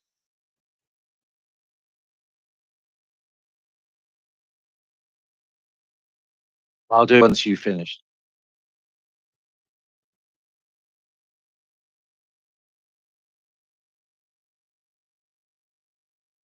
Thanks. So I've come up with some suggestions, recommendations, just passing out a copy so that you can do that more easy. I don't really know how to say the first point really more clearly, but you know, this estimate wasn't checked properly. So the first general recommendation is to strengthen the in-house function. I don't know what went wrong here. I've heard all sorts of theories. You know, the project started in 2022 and it went on hold, and there were people that were on it and then weren't on the job. There's at least 3 different council departments involved here, etc. What upsets me most of this whole story is that it's leaseholders that have been vocal, but the council's paying 90% of this bill. It's coming out of the HRA, which is already in deficit. And as somebody said earlier in this meeting, you know, we're supposed to be spending money as if it's our own, and clearly that's not what's happening here. So that's the first and the biggest point. Second point is something that the leaseholders have raised, but I also noted that it came up in a November 2023 overview. Okay, there was an overview and scrutiny meeting in November 2023, and I think it was the vice chair that raised the issue of the admin fee on the contracts. So I don't know where everyone's at on this, but the leaseholders have raised it, and I want it to be, you know, noted and questioned and raised again. Number 3, there's just been a kind of general lack of a kind of whole council approach. We had a meeting in Rye Lane in July, and where the major works team came, and the leaseholders said, you know, this is not addressing the problem, the main problems of this estate. And I kind of knew what they were, but I made them split out. The Consort estate is one of the worst estates in the borough for the gas consumption, the overheating issue. Yeah. It's got a reputation of having pest control problems. It has waste management problems. It has antisocial behaviour problems. The major works were not addressing any of those issues. But they were faced with this idea of major works and a lot of cost, and ending up potentially at the end of it with all the big problems, the more important problems for them. Yeah. So there's the consumption issue which has come to light, you know, since the beginning of the summer, which has meant that their service charges are up to about £5,000 a year. Then we've had the Section 20 major works, and then in the middle of that Section 20 period, literally in the middle of that month, they got their actuals from their estimates, and it had gone from 3,000 to 5,000. Yeah, it's like 3 different departments within the housing department in the council not really seeing how this was being received by the people living here. Yeah, so there's basic lack of kind of whole council approach. So I've just listed a few suggestions here for how we can improve communication, etc. At a very basic level, when the TRA was first given information about this, they came up with some questions, and then the major works teams a set of frequently asked questions. Yeah. A lot of those frequently asked questions could have been in a standardized form, which gets sent out with every Section 20 notice. Yeah. Like some really basic questions, like garages are not recharged to the leaseholders, stuff like that. Yeah. So really basic communication where we could really improve stuff. Number 4 is not about major works, it's about the service charges really. But as I said, their actuals went from 3,000 to 5,000. And I just think that we could use a policy whereby where there's such a big percentage difference in between the estimates and the actuals, we should just, have a full policy of allowing people to pay over 6 months. In reality, they were allowed to pay for 6 months, but every individual had to ring up and agree it. Yeah. I just think we could have a formula whereby when there's such a huge difference, we have that option of spreading out. Number 5, remove the car parking charges. Like, I get both sides of this argument. Parking department think losing revenue and want to charge somebody. My understanding is sometimes we pass these charges on, sometimes we don't. My suggestion is we don't. From a purely opposite point of view, from the leaseholder's point of view, this is the council. Comes back to the whole one council approach. It's the council charging leaseholders for something for the council. It kind of doesn't look good.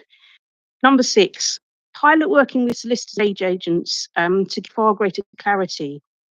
I'm not sure many people expect massive honesty from estate agents, but I have to say that I am disappointed in what I've heard.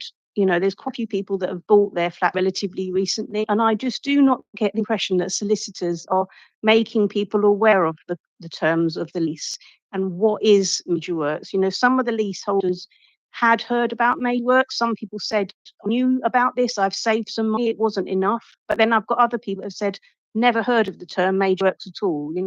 So for me, there's something very wrong, going very wrong. And I'd like to know whether the council can do something working with solicitors, make sure that people know at the point of buying a property, what is the likelihood of such a bill happening. Yeah. And then my final point is, we need to strengthen the whistleblowing system within the council. I've read the system, and it basically says, tell your manager. And I've spoken to somebody, an officer, and they said that they tried to take, there are officers that are upset about waste that goes on in the council. Yeah. And I've spoken to an officer who said he took 3 cases to the previous strategic director and nothing was done about it. Yeah. So I do think we need an anonymous whistleblowing service. There are off-the-shelf IT packages that you can buy for this, and I could improve it. Yeah. My specialism is not housing. My passion is social care, and I believe we need same system for social care too. So I'd like the council to introduce an anonymous whistleblowing service that we can use for both the housing department and social care. Thank you. Thank you very much. That was well put.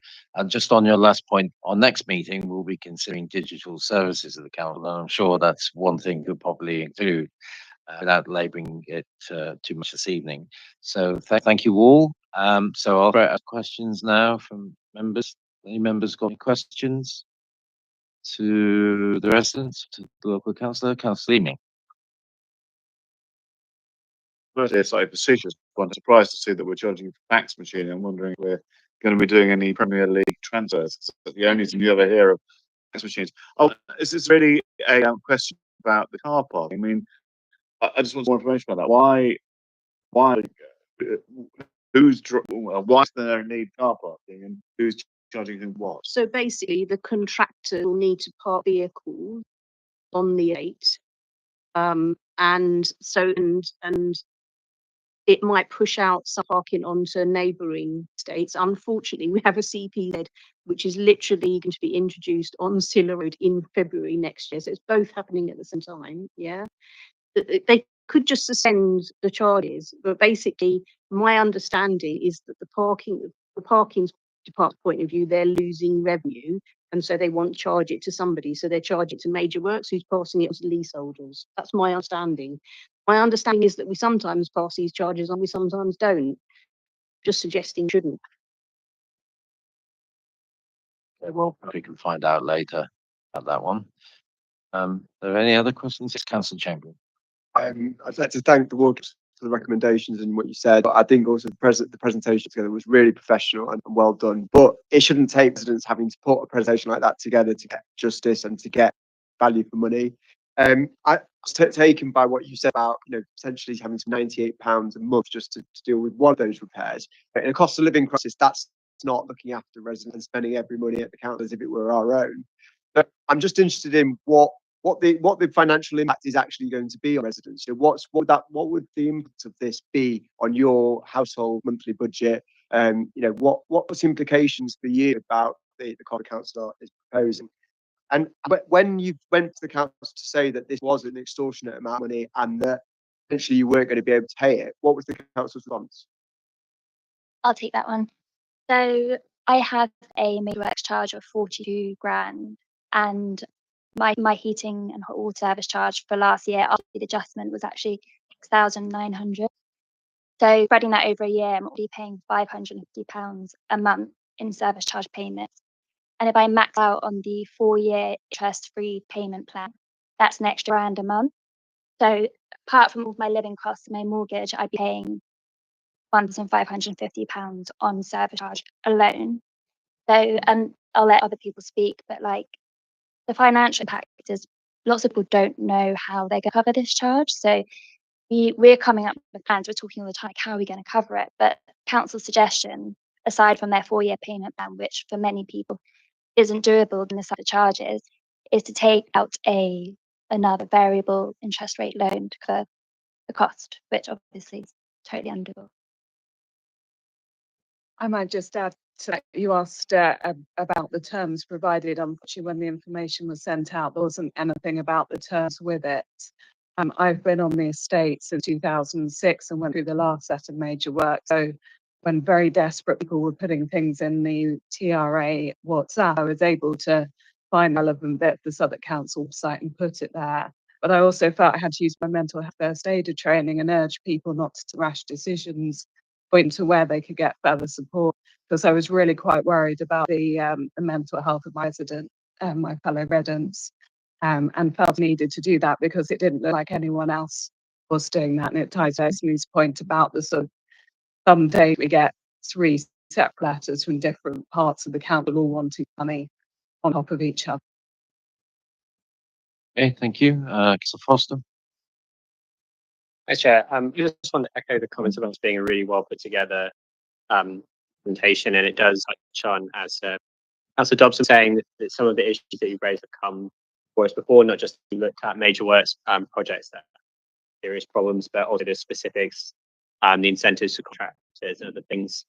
Question about provisional start, I don't remember having come up before, and that will be a very important to explore as well. But yeah, to emphasise in clearly something has gone terribly wrong, but the way that you have assimilated a huge amount of material, not just the investigation that you've obviously done into acquiring all of it, but the way it's kind of put together and laid out into such a clear and compelling presentation is really impressive. It wasn't questions for others, I suppose. Absolutely. Councillor Johnson. Thank you, Chair. I've got 2 questions. And I know you mentioned that it was 42k that your bid was. I'm trying to get an idea of what size property it is, because I can see on the papers that amount, I think somewhere between 28 and 49,000, I think is roughly what people are getting. So it'd be nice to get an understanding of what a 1-bedroom cost is compared to, say, a 3. And the other question was that obviously you guided me to the website earlier, so thank you about that. have you been able to speak with the council about extending the 4-year interest-free loan term? Has any conversation like that happened, and what was the response? So on your first question, both Roma and I are in the same block. Roma's a one bed on 30. Roma's a one bed on 30, and I'm a 3-bed on 42. So you can kind of see the range on that block, but I think it does vary between the blocks. It does. For example, Sam and I both live in very similar properties and similar size properties. His is 49,000, mine is 25,000. One bed as well.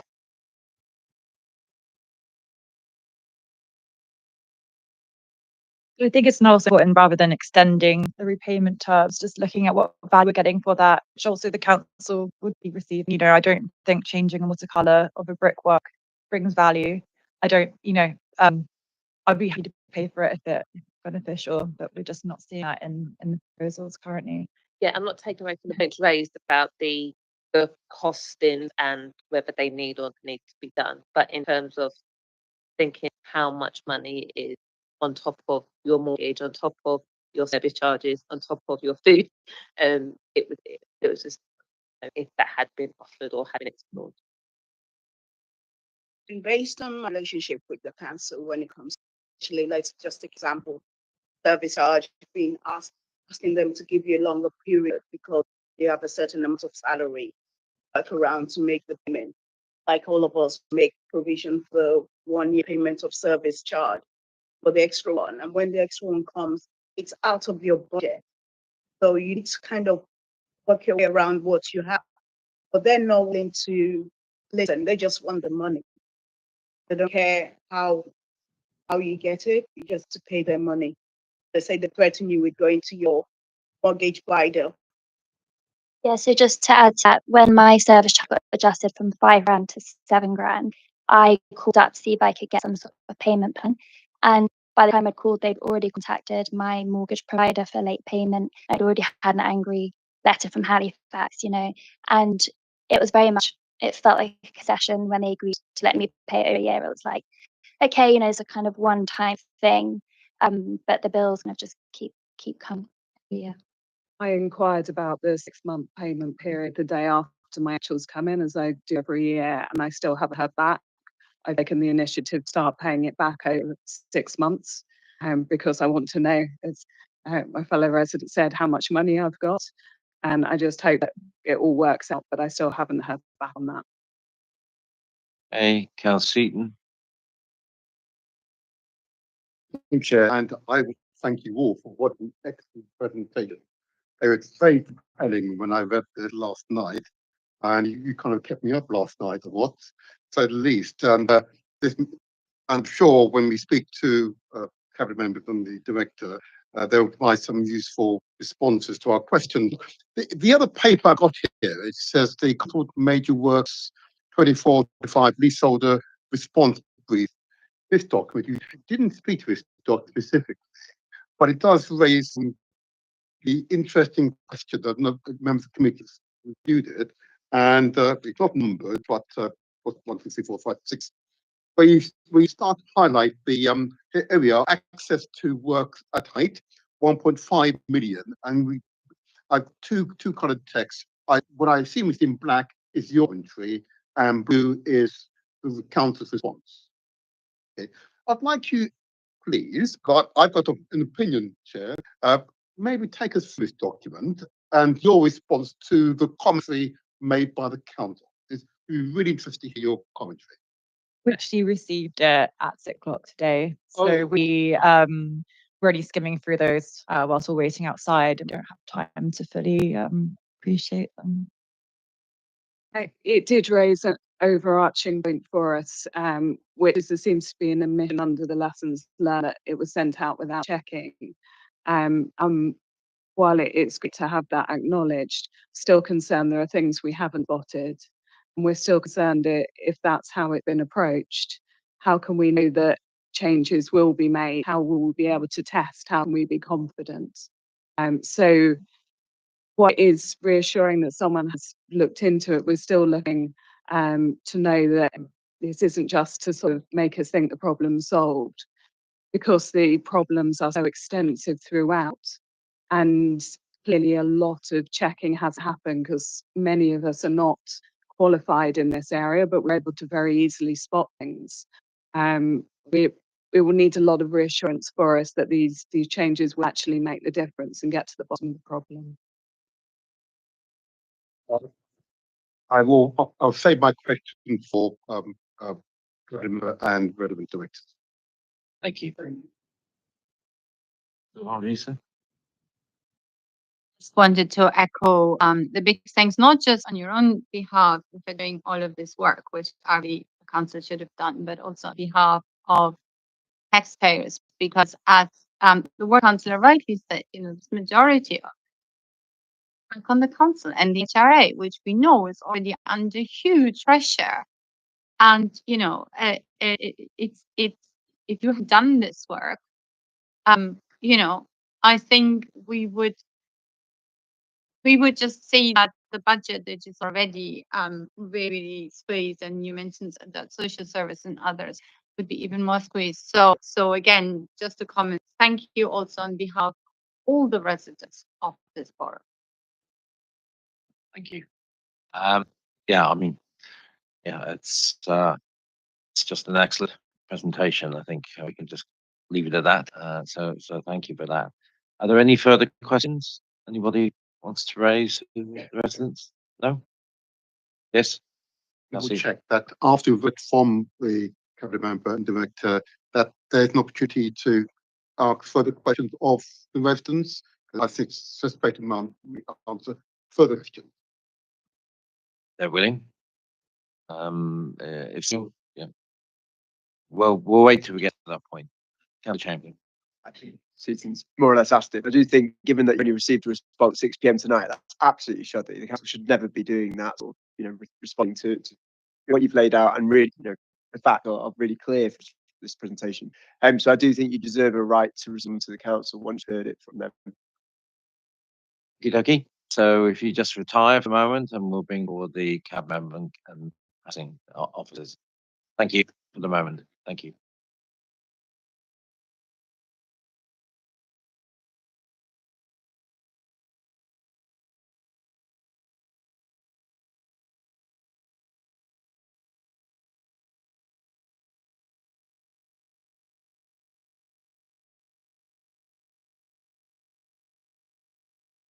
So if you'd like to come up.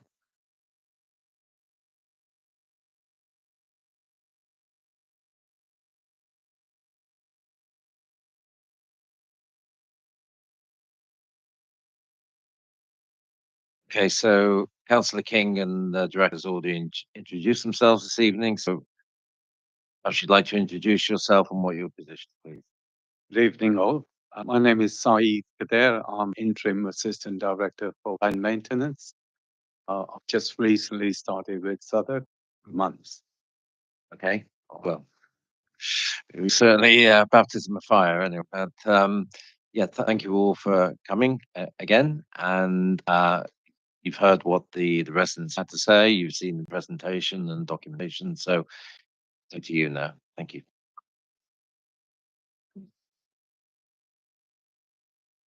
Thank you, Chair. I just wanted to extend my gratitude to leaseholders, and for the presentation, but actually for everything they've done for the evening as well, because I'm extraordinarily conscious that you are in effect saving the whole council money. And that is something I want to make sure that you understand, that it is being heard loud and clear by us.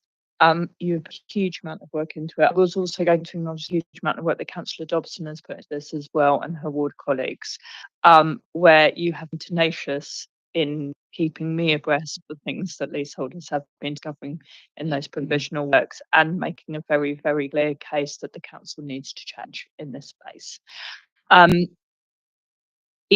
I want to apologise for this situation. It is yet another example of where a major works project at a different stage is in front of you. It is not working, and just the inclusion of the cost of the mobile phones enough for leaseholders to lose faith in what we do as a council. So I'm not going to go into a huge amount of detail in terms of the particular points raised, because I will rely on officers to go into some of that. I did just want to say one thing more before handing over, though. Officers, I think officers only received the presentation today in terms of what we're going to be given. So that timescale piece in terms of Lisa was getting that information back today was not people sitting on it. So I didn't want to think that people weren't taking that seriously. And obviously, thirdly, if Lisa want to give it tonight or want to give it after tonight, will be welcome.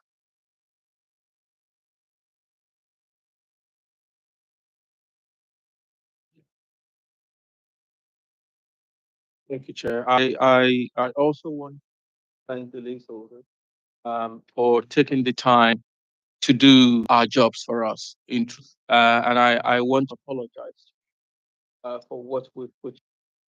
There are no words to explain what has happened here. As council officers, it is a job to make sure that whatever works we do present value for money to our residents. And even though I was assured by my team that this excessive cost would have been picked up at a later point, but view is that they should have been picked up earlier. And therefore that would have given confidence to people that we know what we're doing. There's no point dwelling on this. We haven't covered our in glory at all. And I want to apologize profusely to residents, both tenants and leaseholders. But I want to assure people that this is what happened in the past. There are so many steps that we've taken and we will continue to take that will make sure things like this do not continue to happen. Thank you. I think around this table and the people behind you here this evening is what steps you're going to take now, rather than what steps you're going to take in the far future.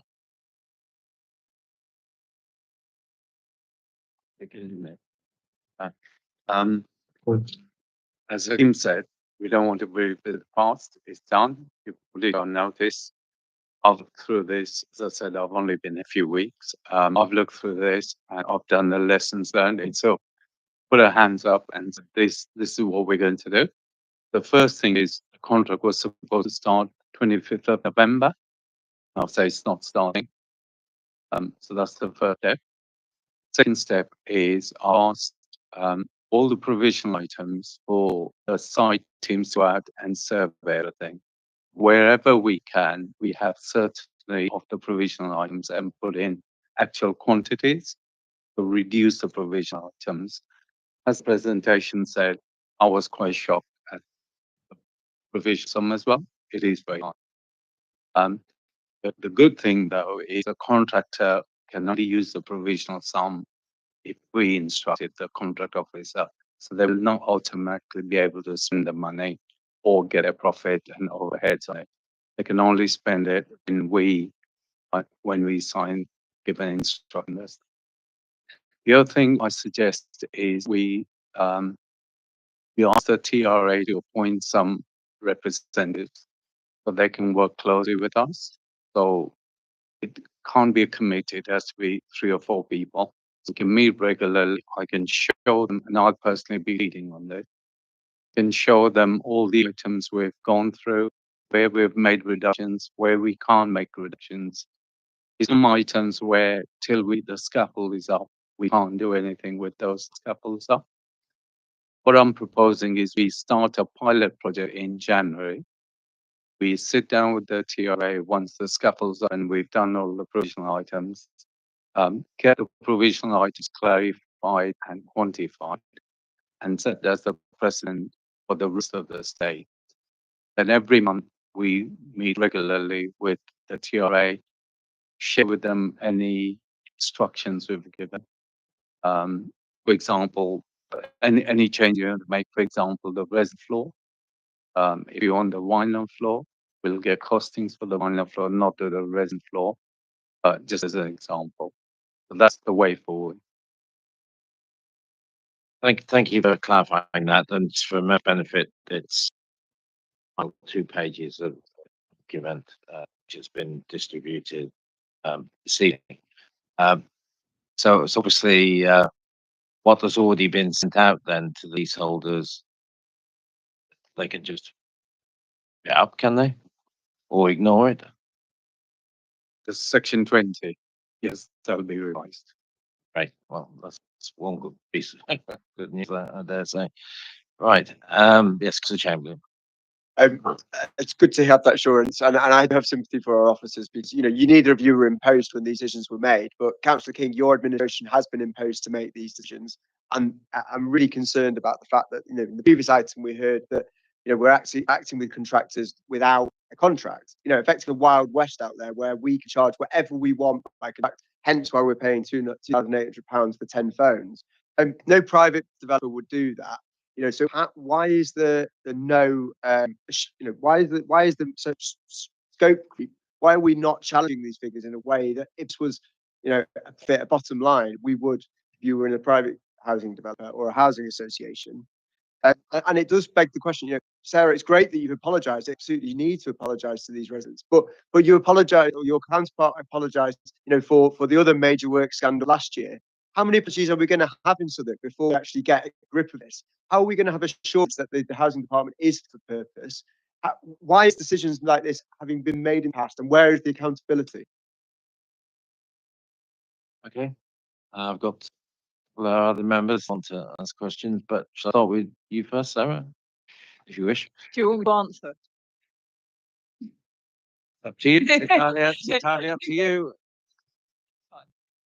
So I am extraordinarily conscious of the apologies that have been given by previous cabinet members. I want to draw quite a strong comparison between what we are discussing tonight in terms of the experiences of leaseholders at Consort Estate and the work that Overview and Scrutiny has roughly already started on Devon Mansions and the Canada Estate, and to a lesser extent the Kirby Estate, which, although part of the Scrutiny review in terms of the internal and the external audit, is a piece of work that the Housing Department has been doing. That work is still ongoing. And when I came to this meeting to update where those reviews were, I was very clear that there were lessons that must be learned, and there were lessons that would then be embedded into the way in which the department needs to work going forward. That hasn't come soon enough for the rest of the Consort Estate, and I really do understand that. That's because that work was already in train. What we have done differently on this occasion, which is to try and catch it at this stage and look at how we work going forward since the Section 20 notice has been issued. So again, we are trying to do things, we are trying to catch up, I suppose, with ourselves and how these contracts are managed, while also simultaneously awaiting the recommendations that come through those reviews and come through this committee. I know that's frustratingly slow because it's affecting leaseholders and tenants and HRA today, but all of those pieces of work do come get in terms of strengthening the role that the Housing Department has in this space. There are some recommendations that have been set out by Councillor Dobson and shared. I think there isn't a recommendation there that I wouldn't want the committee to make. I think it's really important that you are adding to that piece of work in terms of how we manage major works, how we put together contracts, and then how we manage them going forward. It's not working. I think we are making progress. I know it's not coming quickly enough for anyone. I think by sitting here now and saying that Section 20 notice won't hold and the changes are being made, there is a suggestion we work with leaseholders and tenants going forward. It is a different approach from what we've done previously. I wish we weren't here from that space. But I do think there is some incremental change, but there does still need to be more. And if I could just add to that, because without trying to preempt a later item on the agenda, our work program, would you to consider that in January, one of our meetings in January, so it's all coming back in January. So thank you for that. Could I ask the point? One of the questions I was asking well was about how we've got skills in house to absolutely challenge contractors when potentially they're pulling a fast, £2,800 for 10 mobiles. That should rung alarm bells with anyone that's doing procurement. So why don't we have that in-house scrutiny and skill set to be able to make sure we're getting back the money for residents, but also for taxpayers? We do. We have people we employ. Yes, if I may. Yeah. So we have quantity surveyors whose job precisely are to challenge this thing. And as I mentioned earlier, I was assured that all of this would have been picked up at a later stage. But out of the lessons, and out of the process side has introduced is that we do that at an early point, so that we don't put leaseholders through a situation where they're getting high bills only for those bills to be reduced at a date in the future. Okay, well, it'll be considered as part of this agreement coming back in January too. It'll be down, don't you worry about that. So I've got 6 other members. So please put your hands down because I know exactly who you are. But I'm going to take them in the order I saw them. And Councillor Abacha is Thank you. Yes, I didn't get your name, sorry, dear direct. But you said the jobs don't start till the scaffolders are up. And I've experienced where the scaffolder went up 2 weeks, the job hasn't started. And after the job actually took place, another 3 weeks before I came to remove it down. And when I inquired somewhere, they said because they get more money having those scaffolds still up. So they get paid maybe per day or per whatever. And so if you're saying the job won't start till it's up, obviously you have 2 contractors, one for the job, one for the scaffolding. Why are we not putting someone in the place to make sure that the minute it goes up, the work starts?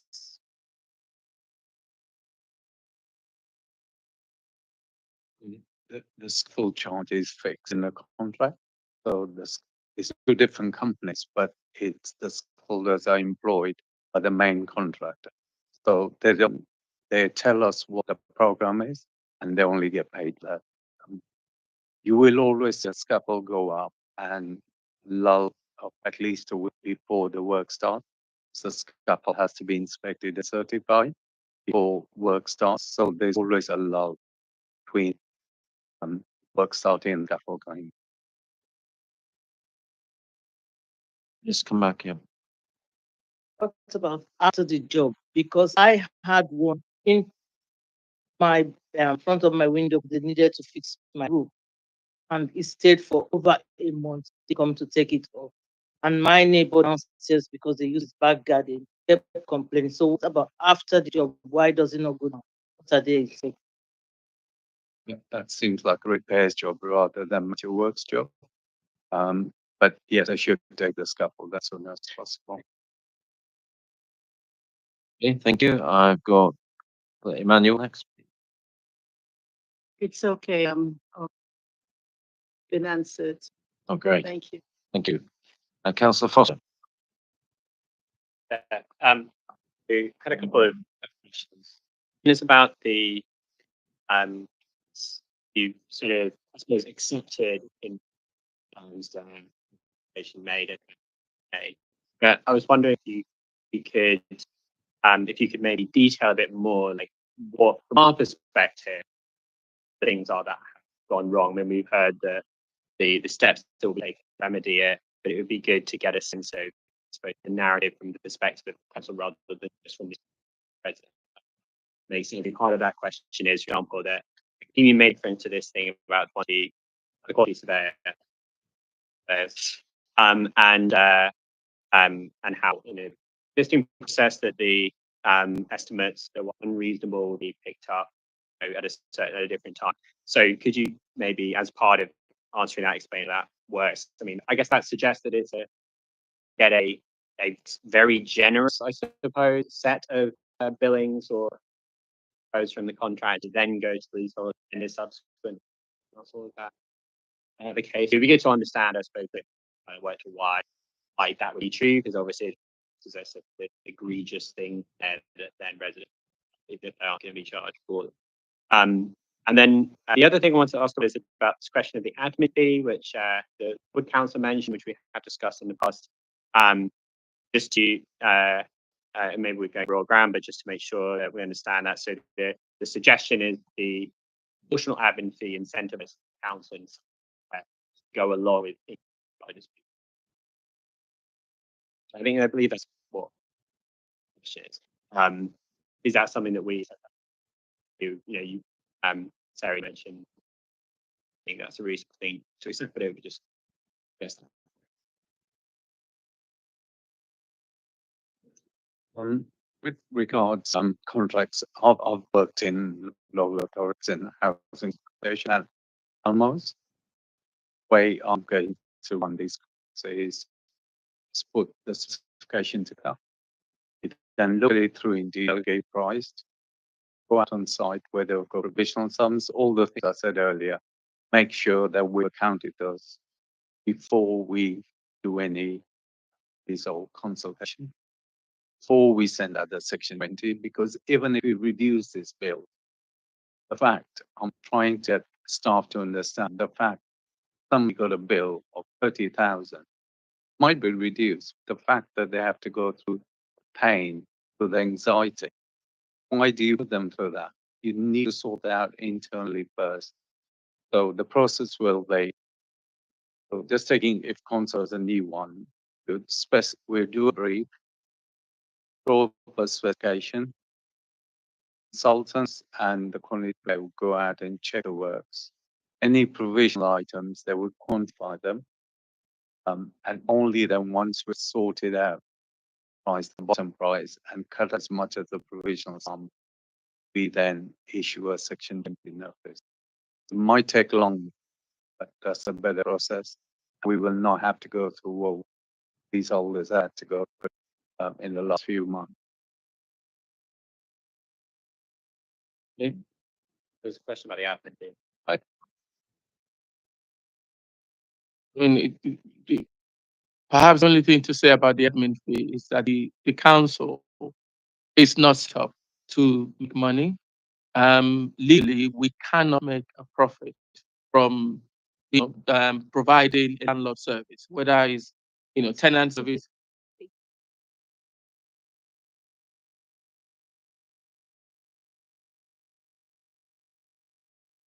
Of the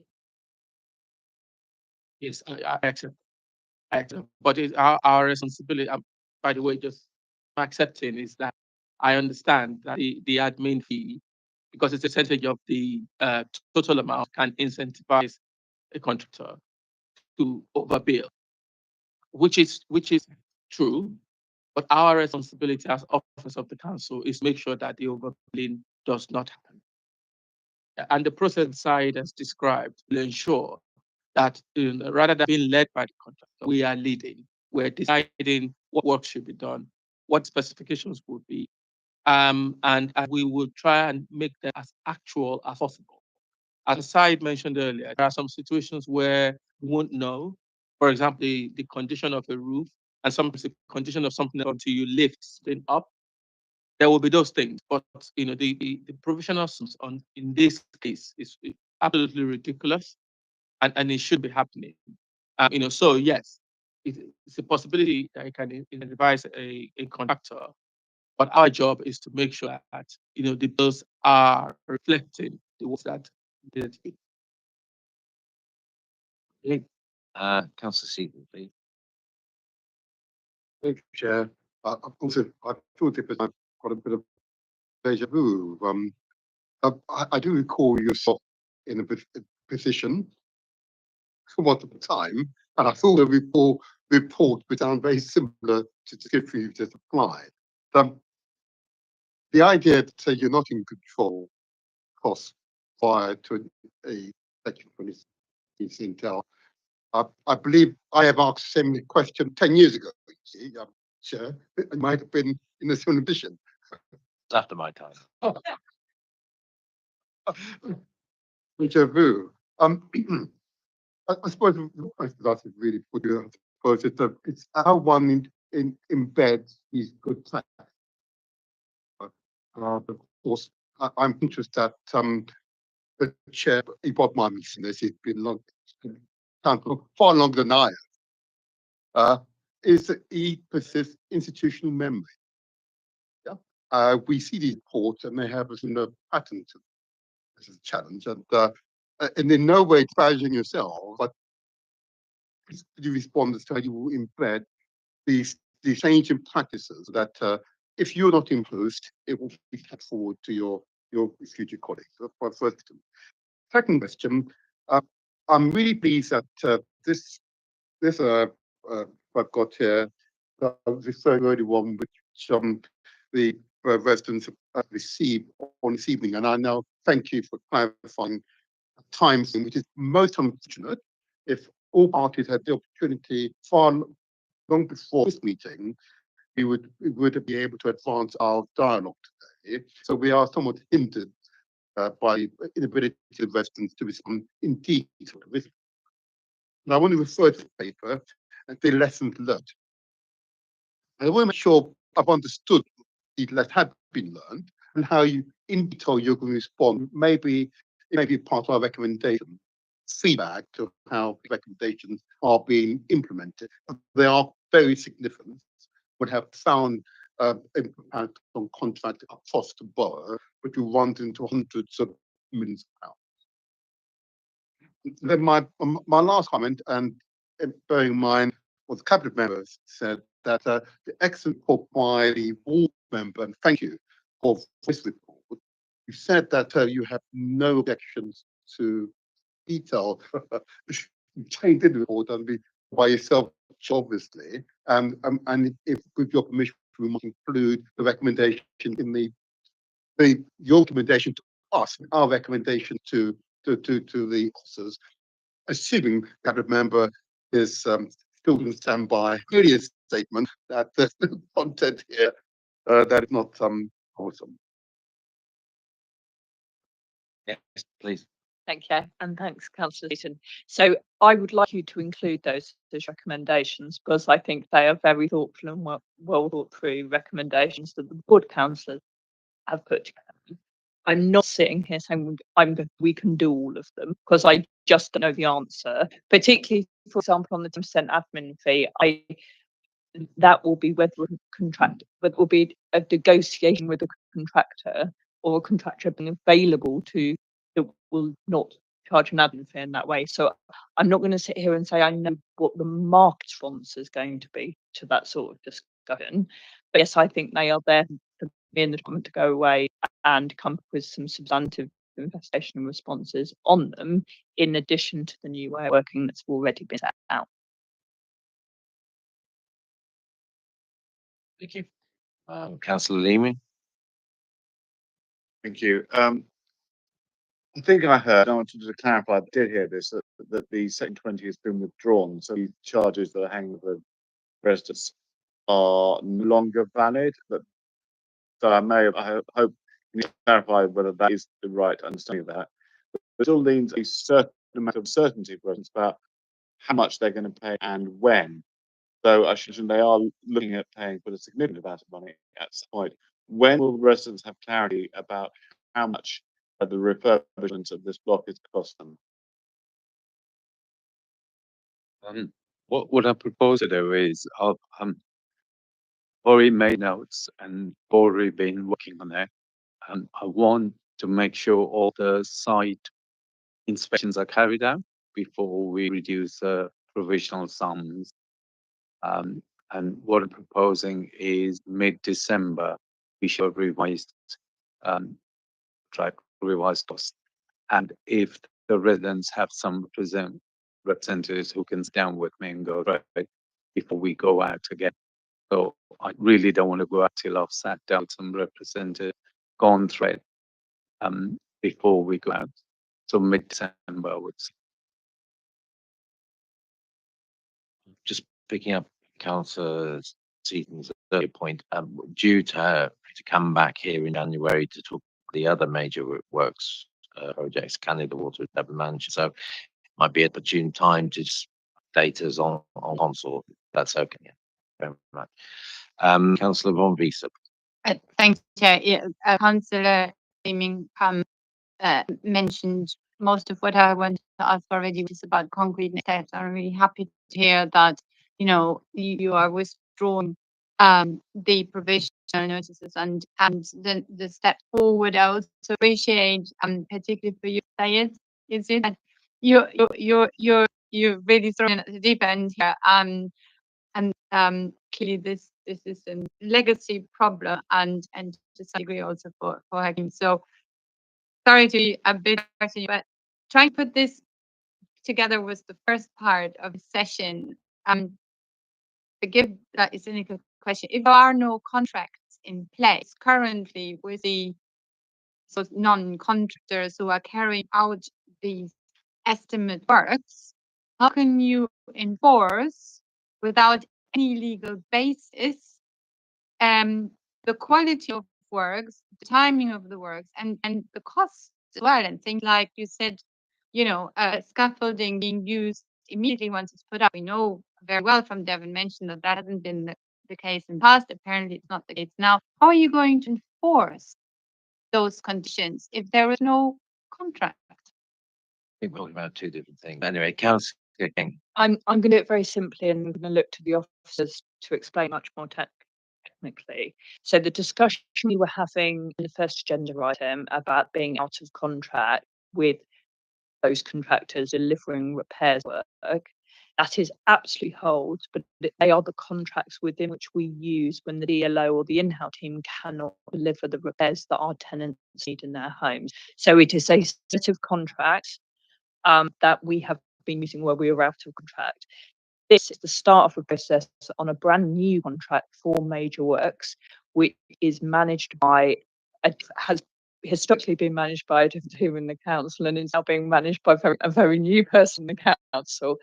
So this is the start of what is a detailed legal contract making situation. It is not the same. It's not the same type of work, and it's not the same contract. So they are very different things. Essentially, it's a difference between repairs and major works. Yes. So this is major works. It's not repairs, which is what the other item was. Right. Okay. Good. Right. Councillor Austin. Thanks, Chair. It was just about the car parking charges. If we're going to have that as a recommendation, I just wanted to. I don't want to spend a long time. It's just that struck me as at least in principle, perhaps a reasonable thing that we do. On the basis that it seems like an actual cost that contractors incur. One that they pay to the council because of that's where the car park charges go. But if it's reasonable for contractors to pay car parking charges, then it would be reasonable for them to be part of the bills. In a world where everything else was reasonable, we would not issue.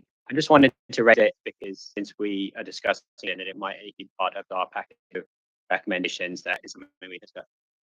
And I wasn't sure if it actually was scandalous that we do that.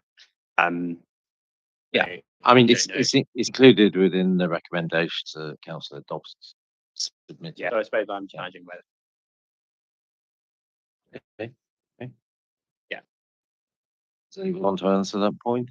I suppose the Councillor will comment just on that. Okay. One point, it just to say,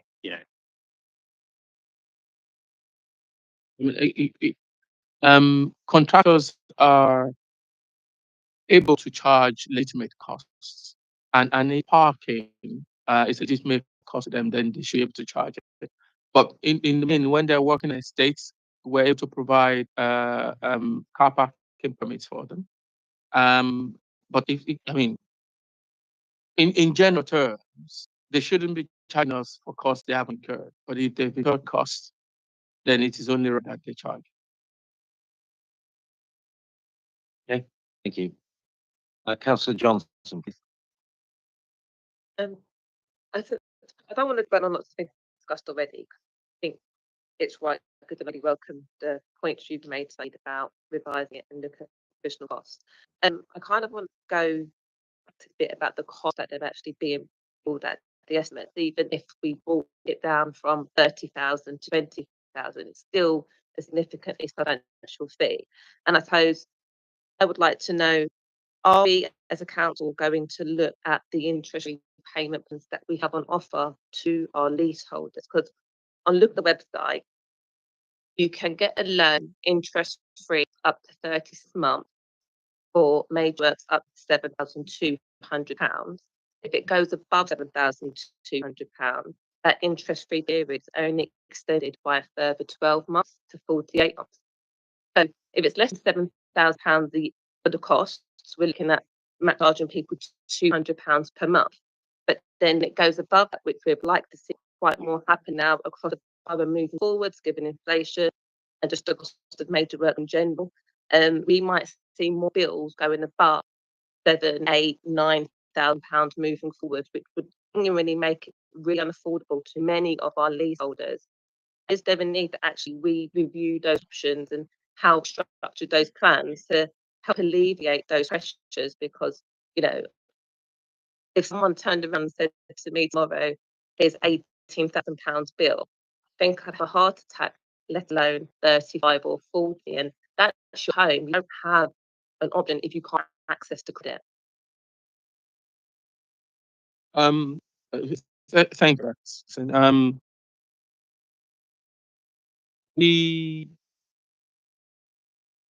I can make a commitment that we will benchmark what we do against good practice with other landlords across London. We do that benchmark it, to make sure that whatever is we're offering is up to standard.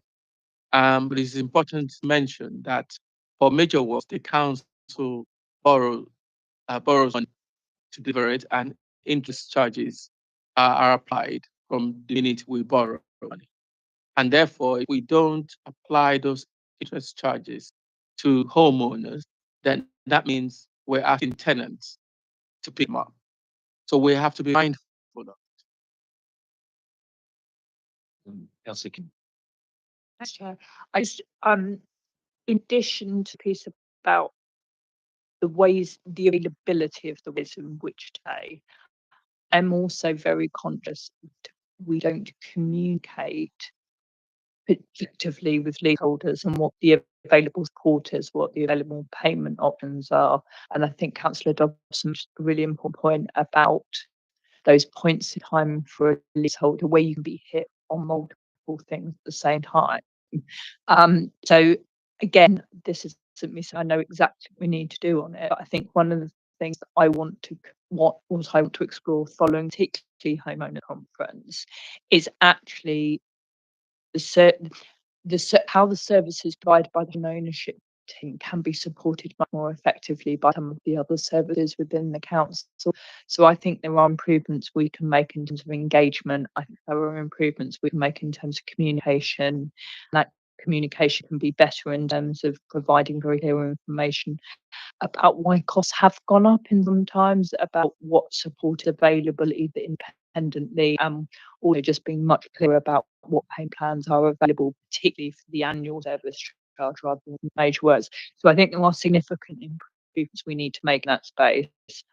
Obviously, I might also take into account recommendation overview and scrutiny in the new year when you have updates in that space as well. I also think it's worth, one thing that I'm within that context that I think needs some thought is the home ownership teams within finance. And we are in effect often reminded by leaseholders quite rightly, but which we are actually a landlord to leaseholders as well as to tenants. And with that comes, I think, a huge role of the housing department as well as finance department. And we need to think about where that service crosses over into both and then where it's in and engagement. But I'm just not convinced we've got that right. Yes, I totally agree with that. And I mean, one of the other things we have to bear in mind, we are the largest social landlord in London. So therefore, whatever we do, whatever monies we raise will have a far greater impact in terms of number of people compared to other boroughs. That means financially a squeeze will be a lot tighter, more people here in Southwark. And as a responsible landlord, we would exercise that responsibility with the levies and charges and overall cost that we raise. Sorry, Councillor Seaton, do you want to go in?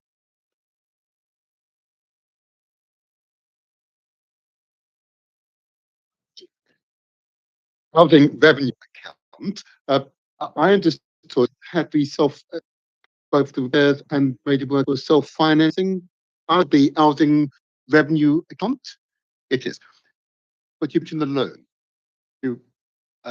If you just this relates both what I understood was the legal position that repair major work for up to out of rent rebound, therefore tenants are paying it down.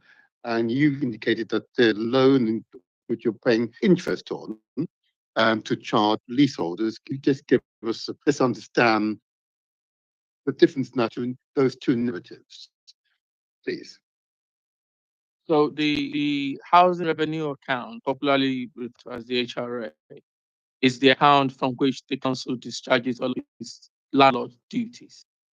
So whether it's repairs, major works, dealing with tenancy issues and social behavior, whatever it is that we do as a landlord, has to be for from the housing revenue account, which is ring-fenced, cannot be used for any other service.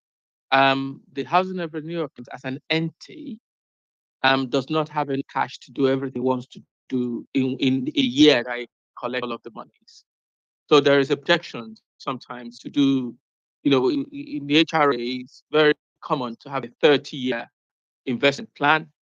And therefore, when you do that, you can borrow money in advance because you want to do, rather than doing 2 windows a year, you want to do 50 windows in 1 year, which means you have to borrow from the future in order to do those 50 windows. And by borrowing, the interest payments on that borrowing has to be funded by the HRA as well. I think what's confusing is that it's the housing revenue account, but you actually have capital expenditure with the housing revenue account. So it covers both capital and revenue. Yes. Whereas the normal council budget then obviously differentiate. Acknowledged, Chair. Having been a city finance person, the costs of money for local authorities, particularly one of our credentials, which we are, I think it was a several line or whatever it was in the old days. In other words, extremely good credit. Money to us should not cost a good deal. The interest paid should not be that prohibitive. I'm interested. You've now piqued my interest. Now, I'm interested. One because it's some of the costs are ridiculous, and quite bad. I won't go into that now. But I'm particularly interested is the idea that the service charges range from £1,000 up to 20 or £30,000 in any 1 year. Then you're fitting a 4-year period, without taking account of the possibility to pay. And I wonder if there's any merit in us putting a cap on what would be an annual service charge payable, so that it is affordable for lease. Sorry, could I just have a very quick question of clarification? Are you talking about a major works charge at that point or a service charge at that point? So major works. A cap on any amount it will be payable by a leaseholder in any 1 year. Now I've understood it. I think the challenge, going back to the point that you were just talking about borrowing in the HRA, is that for the time that it's not paid back, we'd be slowing down income back into the HRA, while at the same time potentially borrowing to be able to pay for those things in that major works contract. Does that make sense? So if there was difference between the level coming back in from leaseholders as a whole compared to the borrowing we may be doing to pay for some of that major works, for example, if there is a differential in those costs, then that is falling on tenants. Does that make sense? I think it's useful to do a separate paper on the financing of many of these major works. I think that's a paper, Chair. Like, there are, what you describe sounds logical to if you see it, the formula working out. It doesn't actually work out the way you describe. And I think it's useful for later on. But I'll hold back on my enthusiasm on the subject right now. Thank you. Councillor Nunes. Thank you. I was going to ask about, well, I was going to ask what Councillor asked about the car parking charges on the same point, but actually, I think nevertheless, I'll also make the point. I think also, if the council was to find what we're actually being charged, and we're charged car parking charges, because if it is people turning up to work in their cars and leaving them parked in the CPZ all day, then that absolutely should not be something by any stretch of the imagination whatsoever that we should be covering as a council, and it certainly shouldn't be something that should pass on to leaseholders. So I suppose I asked in terms of question, I asked for a reassurance that we would actually be vigilant, actually analysing what charges we're being presented with, and coming to the conclusion whether or not they are justified, and that they should not be justified on that basis. They should be generally the genuine works expenses for works vehicles for which there's no alternative. I was going to ask as well, something that I have typically asked many of these meetings was about the utility bills, and I think this is something which comes up for I think was alluded to earlier, sort of residents in this estate, because residents are being charged very excessive gas and electricity service charges as well. What steps will be taken to move, in instance, towards individual billing? Is that something that could be included, for example, in this major works programme? But certainly it is an ongoing issue, I think, across many of our estates, where residents have no option but to pay some sort of percentage of a pool's charge, which bears little resemblance to what they would actually want to use if they were actually being metered individually. Yeah. So there is a legislative requirement with timescales for all landlords to move their tenants into individually controlled heating in their own homes. So we have an obligation to do that. We have a program, an ongoing program to do that, but it will take a while for that to apply to everybody. I think your question is about when we do major work in an estate, can we take that opportunity to introduce metering? It's something we can consider, but normally we introduce metering when we're doing a refurbishment of our heating networks. I mean, obviously, it's a slightly opportunistic point I'm making in this instance, and I haven't studied a particular major works here to be able to come to a conclusion myself whether it makes any sense to include in this major works programme. But I was keen to raise it as an issue, as I do at any opportunity, because I think it is for of us filling our obligations to reduce carbon, but also deliver a suitable return to residents what they are paying. I think is really crucial. Thank you. I've got Sir Johnson. My question kind of back on what Councillor Newman raised. It's kind of partly answered.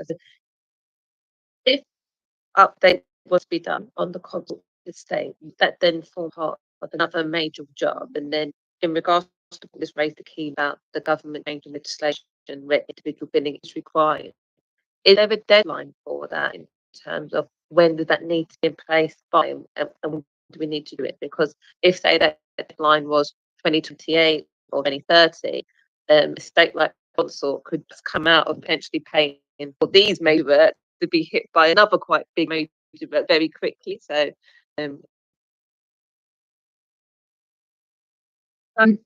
so I'm conscious we don't have the key officer here tonight, which is a guy called Tom Fosber, who a number of you would have already met. My understanding from Tom that the government needs to consult on the next stage of implementation. So we don't have the timescales yet, but we also don't have some of the finer detail in terms of what needs to be introduced and what circumstances. So in some cases, it will be about metering. In some cases, it may also be about controls, and we don't have all of that information yet. One of the reasons we could run at it harder and faster, but before we've had that consultation, understand the detail of it, we could potentially go in and introduce one element, but not both elements, or possibly multiple elements, depending on what consultation finds. And so there is an honest nervousness about going too fast at some of this, and that we're just going to have to go straight back in and say it's time to add the other component of the regulations. So there is a need for us to, as everyone is aware of, that with pressures on the HA, we need to find the effective ways to do it. I think we should take it away in terms of whether there's something more we can do on sort of this stage. But I wouldn't want us to devise an entire rollout plan for borough before we have the detail from the government. Sense? Okay, I think we had all the questions. No, I'll take you later. I'm going to ask you to retire, and I'm going to ask the residents to move, please.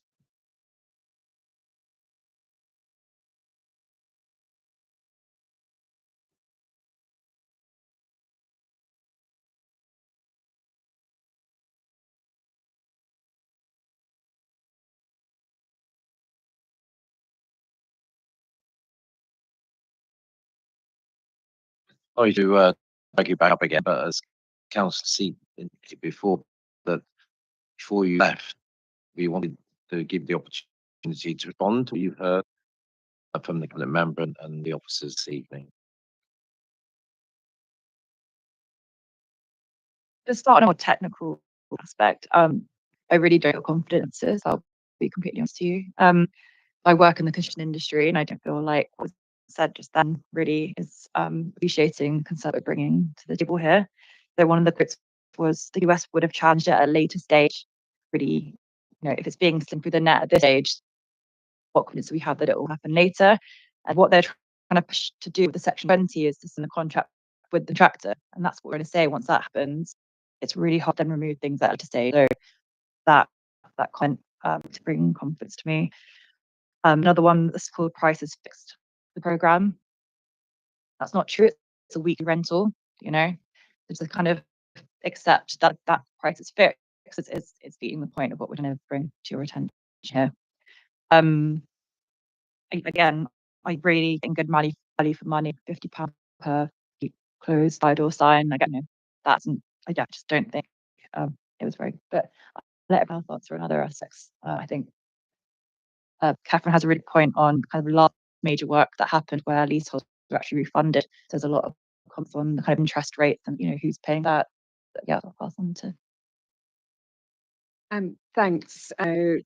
So 2 points on the last major works. My bill was originally £12,000. I paid over 4 years, and then a year later, so I think I paid it from 2012 and 2016. The final account was done. I got £4,000 back, which just feels like something very similar is going to happen again. We also received a 2012 letter, I think possibly signed by South Councillor Wingfield, saying that a sync fund be set up, suggesting we didn't need to put savings here. I've got a copy here, anyone wants to see it. But then we weren't told it wasn't going ahead. So again, we're just a little bit nervous with promises made now. We had a letter in 2012 again saying recognise the problems with high heat levels on the estate. And you may have seen the media coverage. We've gone around that again more recently. It was July 2012 from the council. We're definitely taking it seriously. Can't find any other letters. Again, one issue that's related to that 2012 bill is the accuracy and apportioning costs to leaseholders is not something that's come up, but it's something I'm very worried about from how many mistakes I, as not really a numbers person, pick up when I go through my actual service charge. I raised it with the office and they say, oh, no, we use a different mechanism. But given all the leases on the estate are differently, how's a contractor, when they're entering some kind of cost, or some council officer going to know the complexities of ensuring that leaseholders are billed for what they're legally have to pay for? So given that all these problems have come up at the contract stage, we're concerned that sort of another set of problems would go on top of that. I'm hoping someone's going to pick up the point of cumulative percentage charges, because I think they might explain better than me. But I raised in 2012, and no one's looking like they would, so I'll have a go. I was told it wasn't council policy, but at the moment it's a percentage charge of professional fees. And then that gives you a new total, and then top of that new total is the percentage admin fee.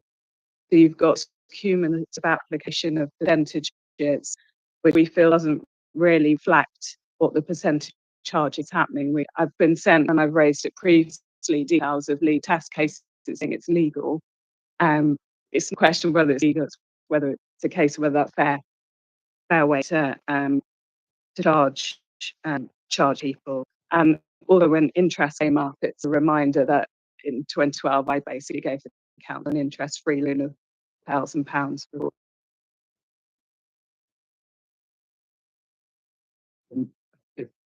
So just going to bring in some again. Okay, yeah. So just to bring in on the around scaffolding. So the discussion earlier to be that we're going to get scaffolding up and then have a discussion with RA. It was like perhaps making a approach where we don't sort of put boots on the ground and maybe be a revised and have a more detailed discussion for money spent. And you know, you could see a work where the scaffolding is up for a number of months or any significant work is done. I'm not necessarily sure the merits of having scaffolding when there's alternative ways to do surveys which are not invasive, or you do drone surveys on roofs and things like that. Secondly, I think we've come a point about the independent QX having really done their job and sort of defending the costs that we were provided at the outset to, you know, completely important. I've been unpicked a bit here, oversight and scrutiny from our local MP stakeholders. Another point, there's a lot of discussion around sort of service charges and ability to pay, but I don't think at a point we've ever looked at the individuals who end users and worked out whether that's feasible. So I was sent a letter to say, you know, you owe £49,000, which £30,000 will be owed this year, which is obviously just completely unaffordable. You can imagine like the action that you see with it like that out any sort of like as well. So maybe it's like a broad discussion about what should factor in not only the quality of housing stock and, you know, priorities with budgets, but you know what can actually people feasibly pay is like that's considered at all. And then just sorry, another couple of quick points. One, the actuals versus estimates point. So part of the reason that the actuals were £600 higher was because of things like building insurance, hot water increases. I think it's sort of inexcusable for building insurance.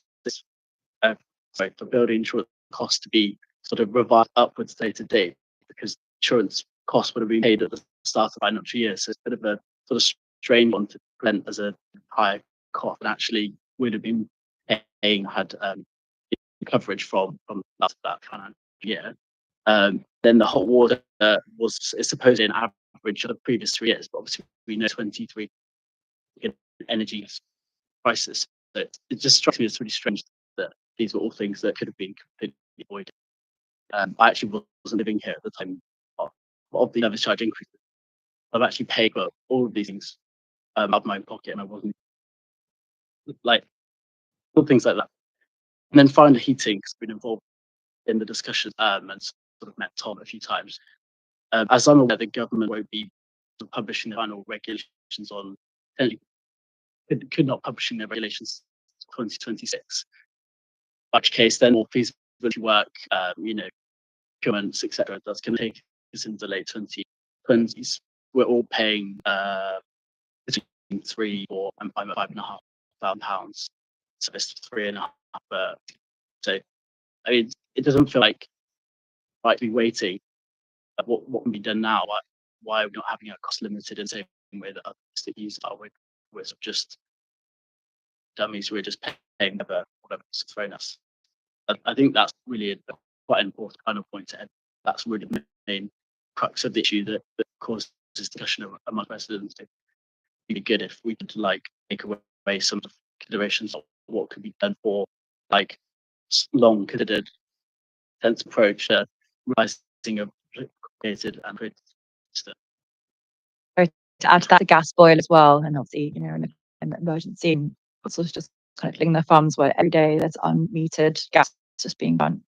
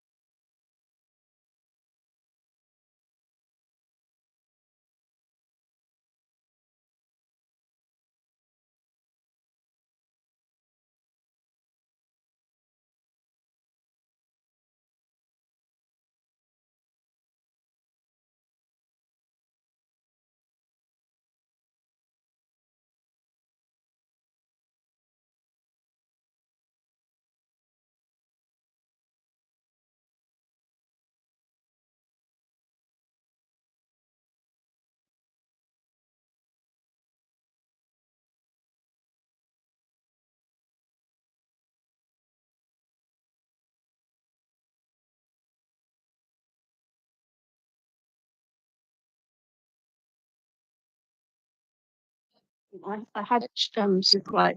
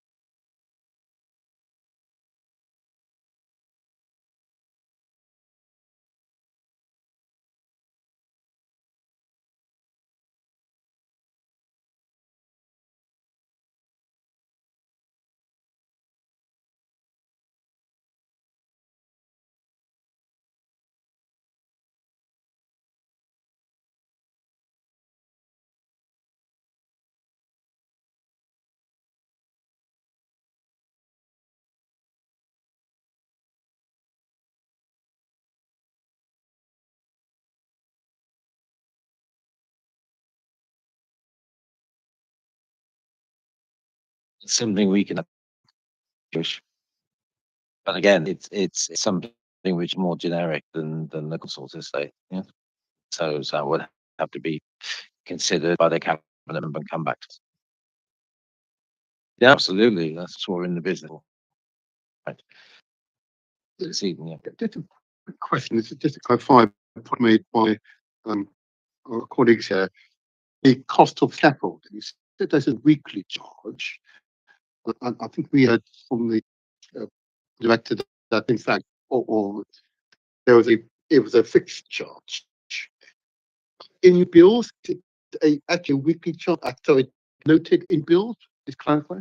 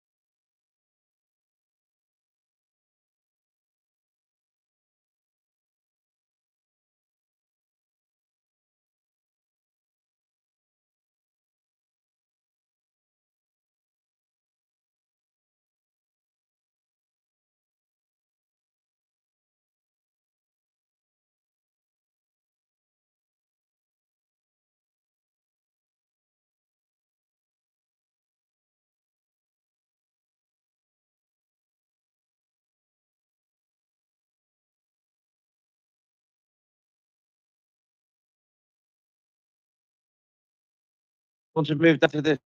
Sorry.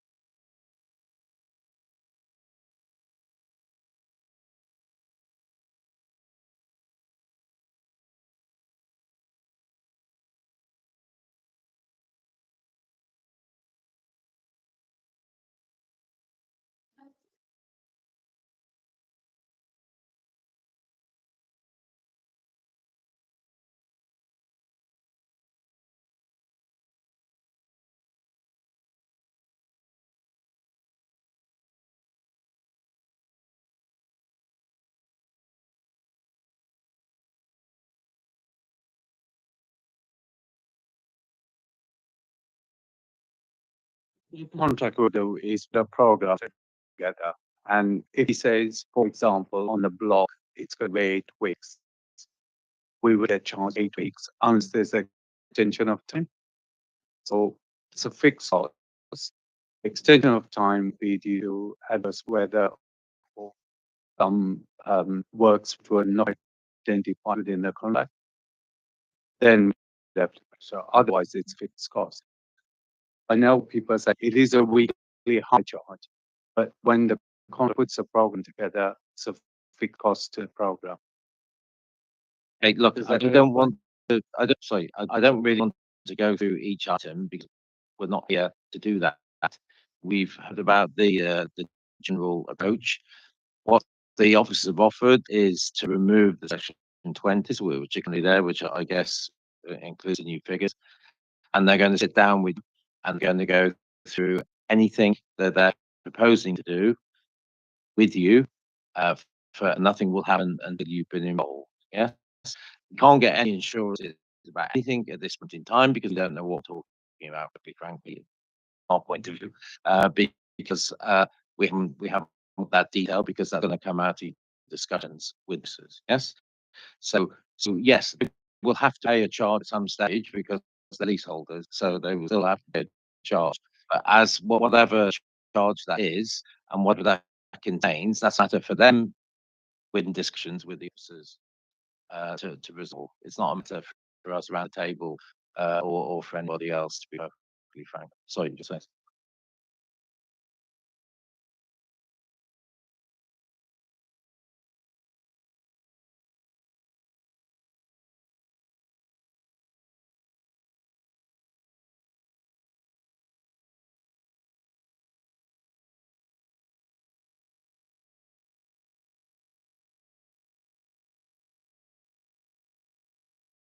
Absolutely, and so do we, and that's why we all need to get around the table. So, on that basis, then, can we agree the recommendations Councillor Dawson submitted this evening?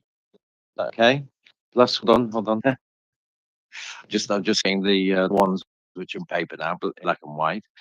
Can I also add the things that we added is that they'll be coming back in January. We've also added that there'll be another item in the work program about transparency of leasehold costs. And Councillor Chamberlain moved that like there was itemized, was it? Okay. And what Jacob raised was this potential cap on costs when it's not government funded work. So was that?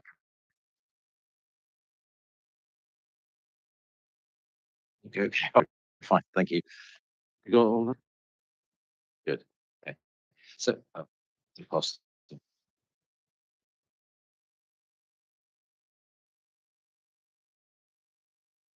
You got against.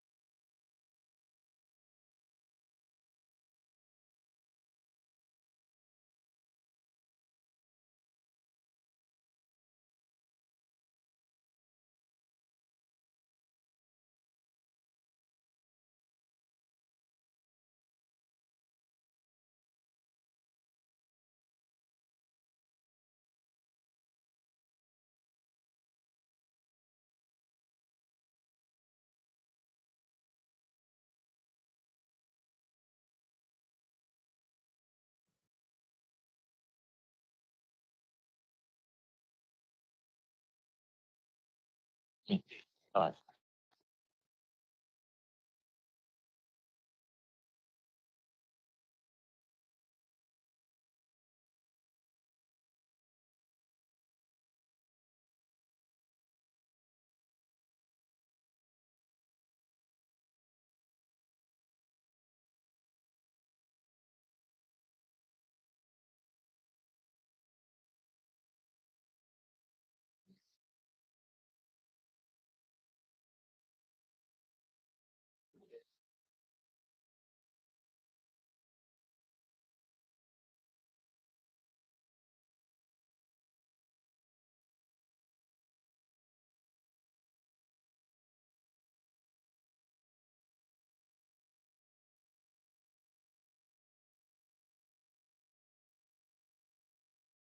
Yeah. Things arising on there. Firstly, as you're aware, in our work program, which contained the papers before you, on the 8th January, we will be considering governance and oversight of housing services. The point you're making now will be made with greater strength when we get to that meeting. In relation to the recommendations in front of us, as I said earlier on, what a decision-making body. So deciding policy, one four things that we're making recommendations to the cabinet member for her to consider to make policy. So one of those recommendations is to look into the feasibility of a cap. It's not saying there should be a cap. What it's saying is for the cabinet member to look into the feasibility of cap or not. So with that.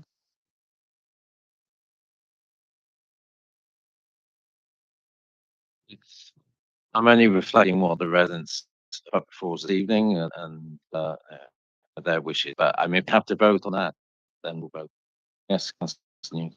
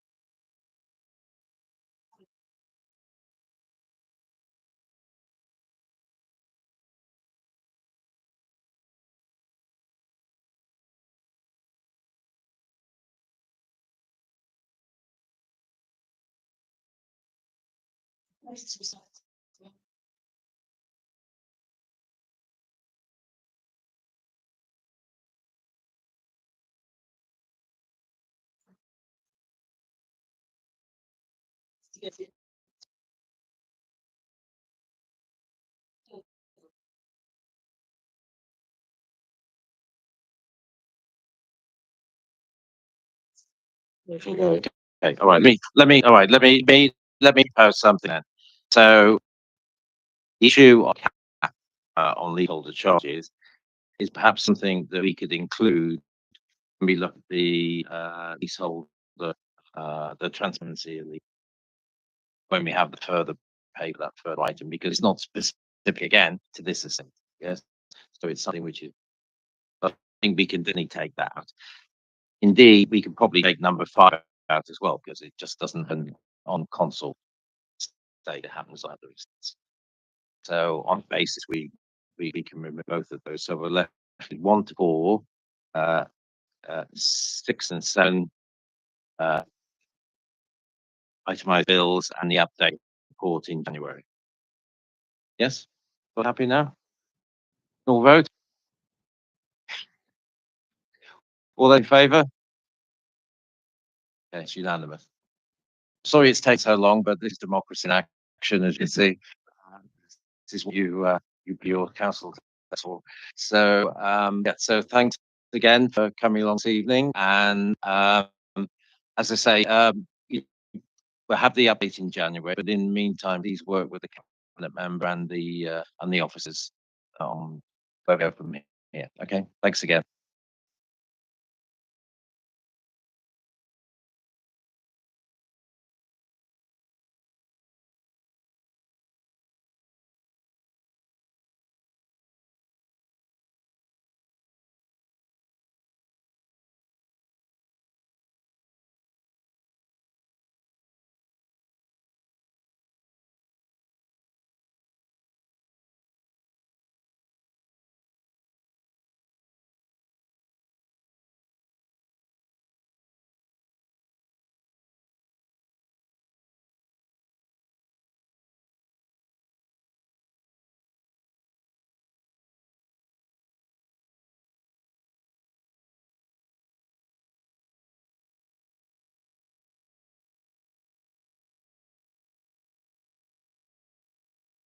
So I was wondering whether we're going to Tuesday morning. It's still good, isn't it? Because rain just started.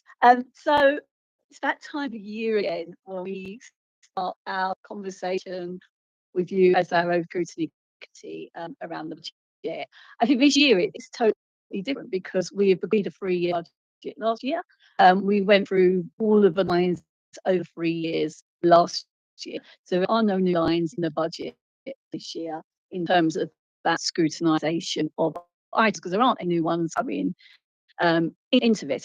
Having done a 3-year budget, we've recognised that there for 25-26, we're probably looking at the time, and this could be changed, so £5 million gap to fill. Now, we don't yet know what the provisional settlement will be until December. What we do know from the autumn statement last week is the core spending power is looking to go up by 2%. What our share of that is, we don't know. And obviously, as always, we will come to you once we know those figures, and the team and Clive have crunched those figures around. We also know where some of our main pressures are, that there will be funding for local authorities, and we don't know our share yet in Southwark. Around that, we know there's significant funding for homelessness prevention, the special education needs and disabilities and alternative provision. Around that, money through the homes programme, obviously looking back to buy reforms, and actually a significant reduction in right to buy discounts. £15,000 would be the discount in Southwark, which is massive reduction in that. So whilst it's not a sort of obligation to buy, it does keep very, very, very difficult. And in many ways, I think the Southwark will stem some of those right to buy allocations in there. Also, though, around the employees and ID contributions, we need to work through what the 2%, 1.2%, and the threshold change down to £1,000 will mean within that budget.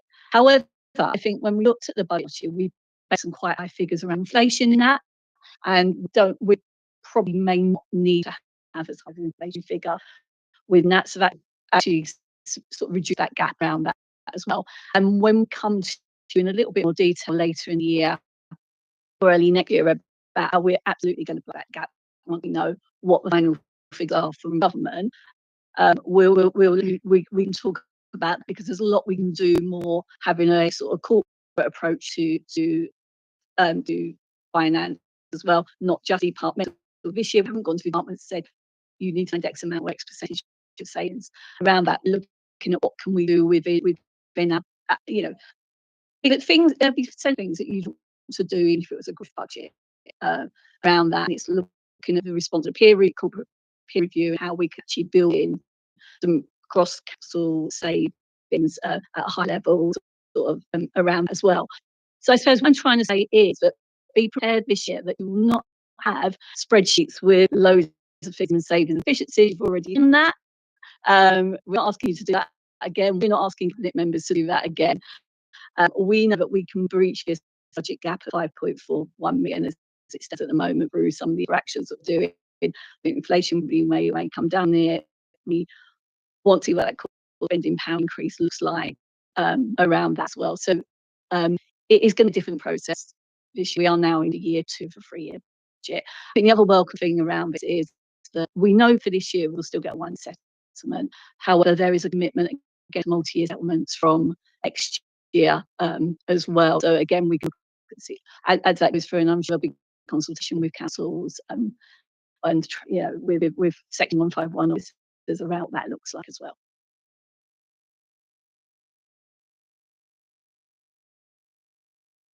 Good evening, members of Club Health and Resources. The slides that Tim sent out this afternoon are a revolved version of what we shared with you informally as a committee in one training session last month, as we were able to attend that.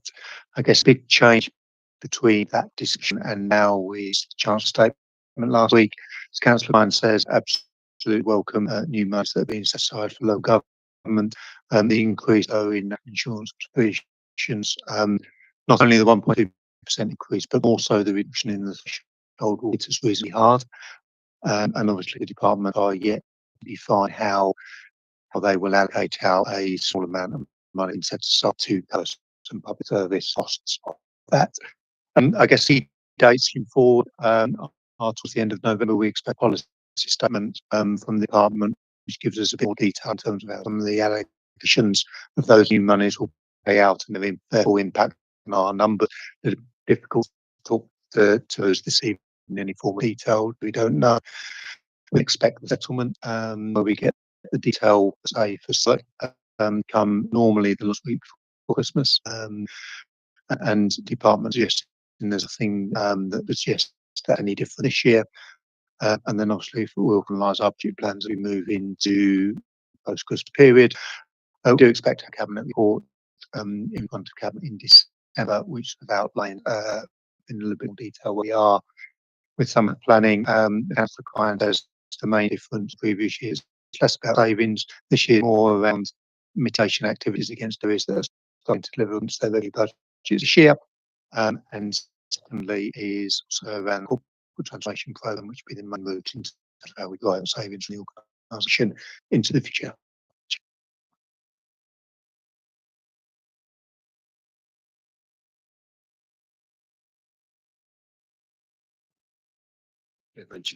Just a quick question, and it could be my couple of words. Slide 9, HOA current account, notwithstanding Steph's presentation on the 5 billion deficit, I see here, and again, just provide an explanation. It says here 4.5 million is not deliverable this year. Is it the 5 billion you refer to? Is that a different figure?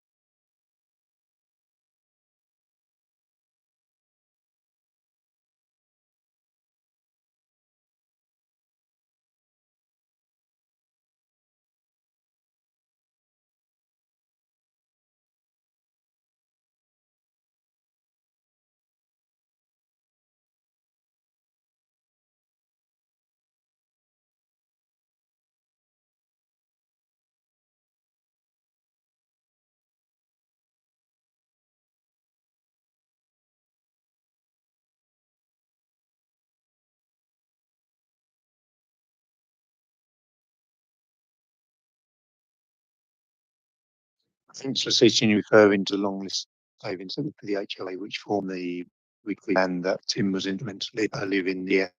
Of that, about £4.5 million is looking undeliverable at this point this year, working with adding colleagues in terms of that undeliverable in the long term, therefore what the alternative is, or is it just delaying if we, because it was a lot to take out a short period.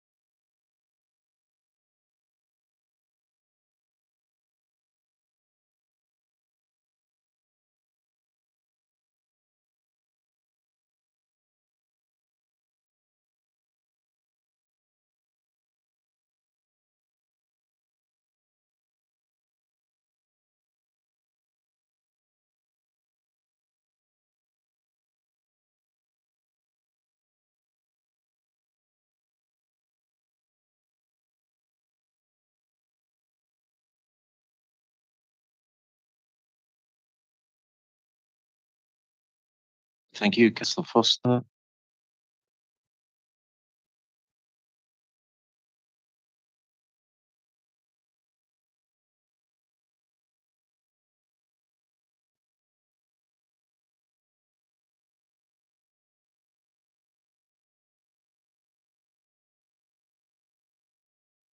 To share some news today, unsurprisingly, we've had a record of right to buy applications since Wednesday because the regulator, the changes take place on the 21st of November.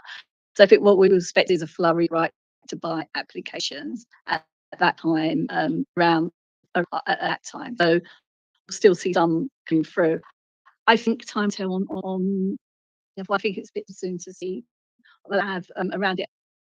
My feeling is we probably won't beat as many rights. It'll be unaffordable at all.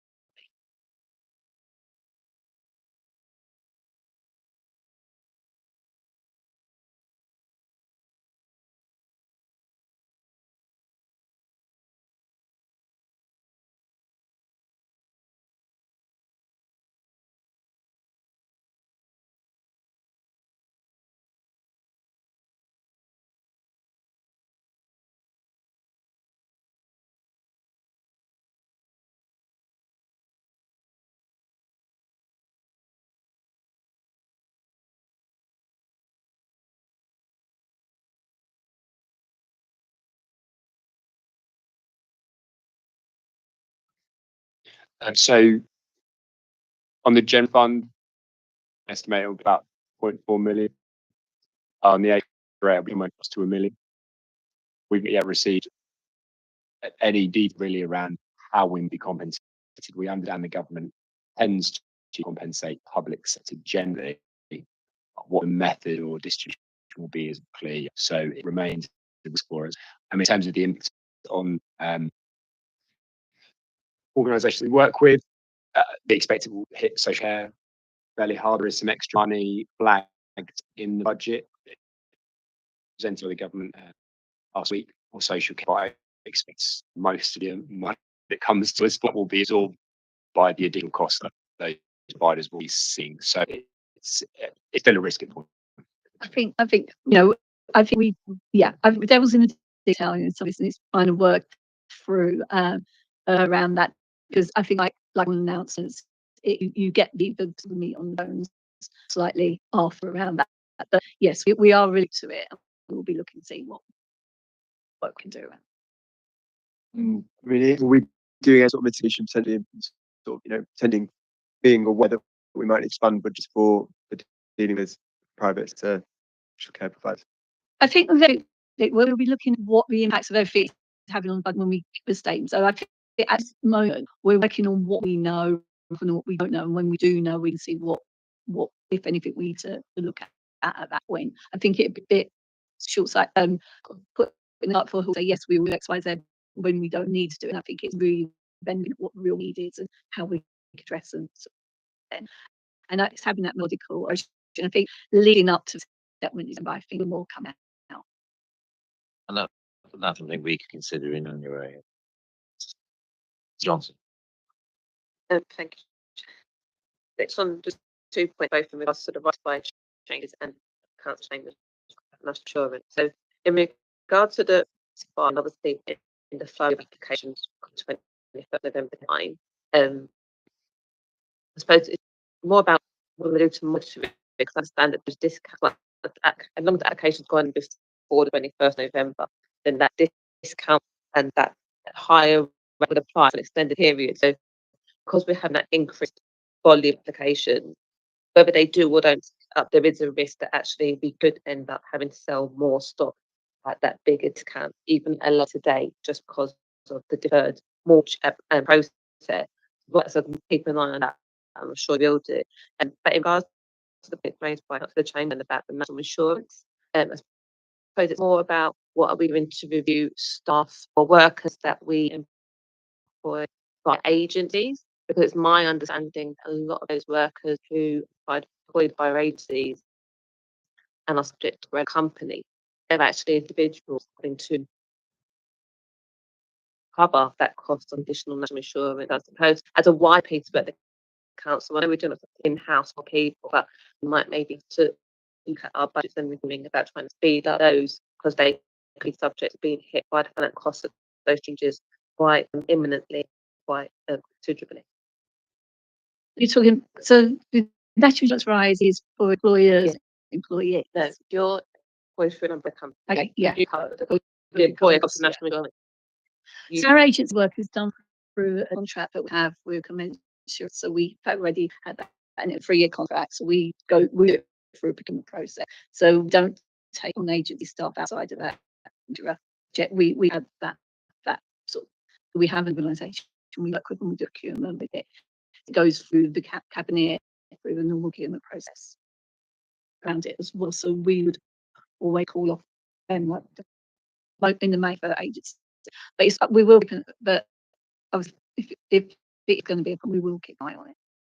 I mean, ideally, we've always said we want to try and reduce the reliance on agencies. Those times will always be times when you use agencies because something's a seasonal or need a specialist type of work being done, which we don't have in house. But in the mean, the idea is to try to reduce our agency spend around that, and also to look at how we can also, in terms of services, bring more services in. Have got the commitment to that as well. So that won't change. Okay. Any other questions? Oh. Well,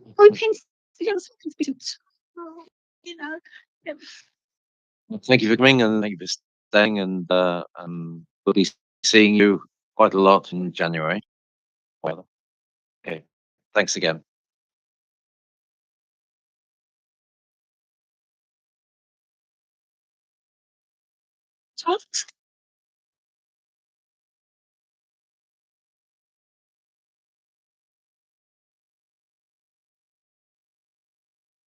Okay, so let's move on to item eight, the work program.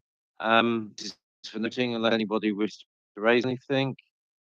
Okay. Yes. Victor, yes.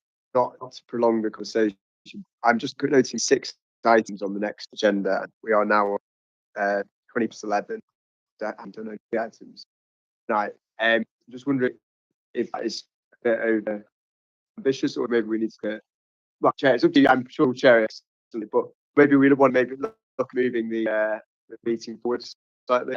Okay. If you look at closely, you'll see that the bottom 3 be confirmed. So we've only got 3 items confirmed. The meeting. I will be having a meeting with the vice chair to about the agenda anyway before then, tomorrow indeed. So there we. So did you have a question? And sorry, there's a second. Just what is the idea about improve?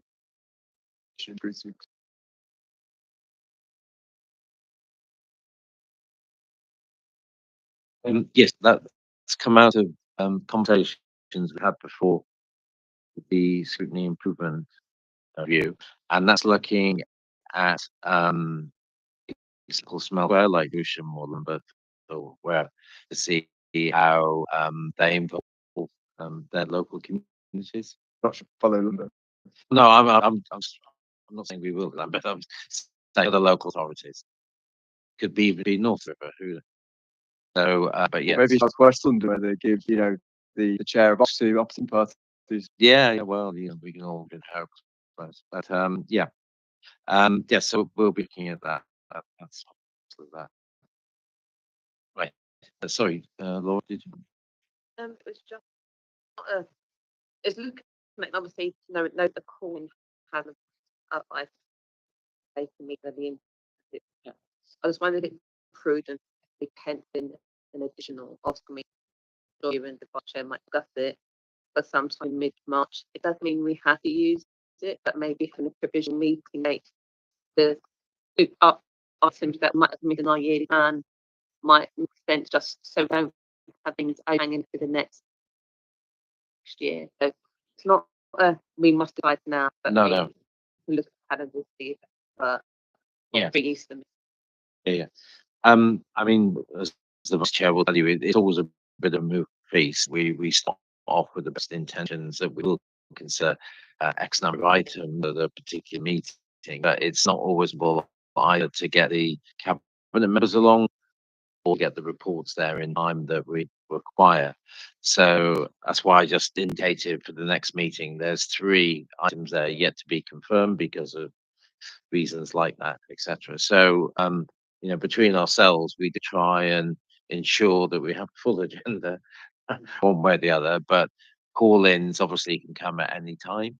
I don't really want to sort of factor in a time for a call-in because we mightn't have one.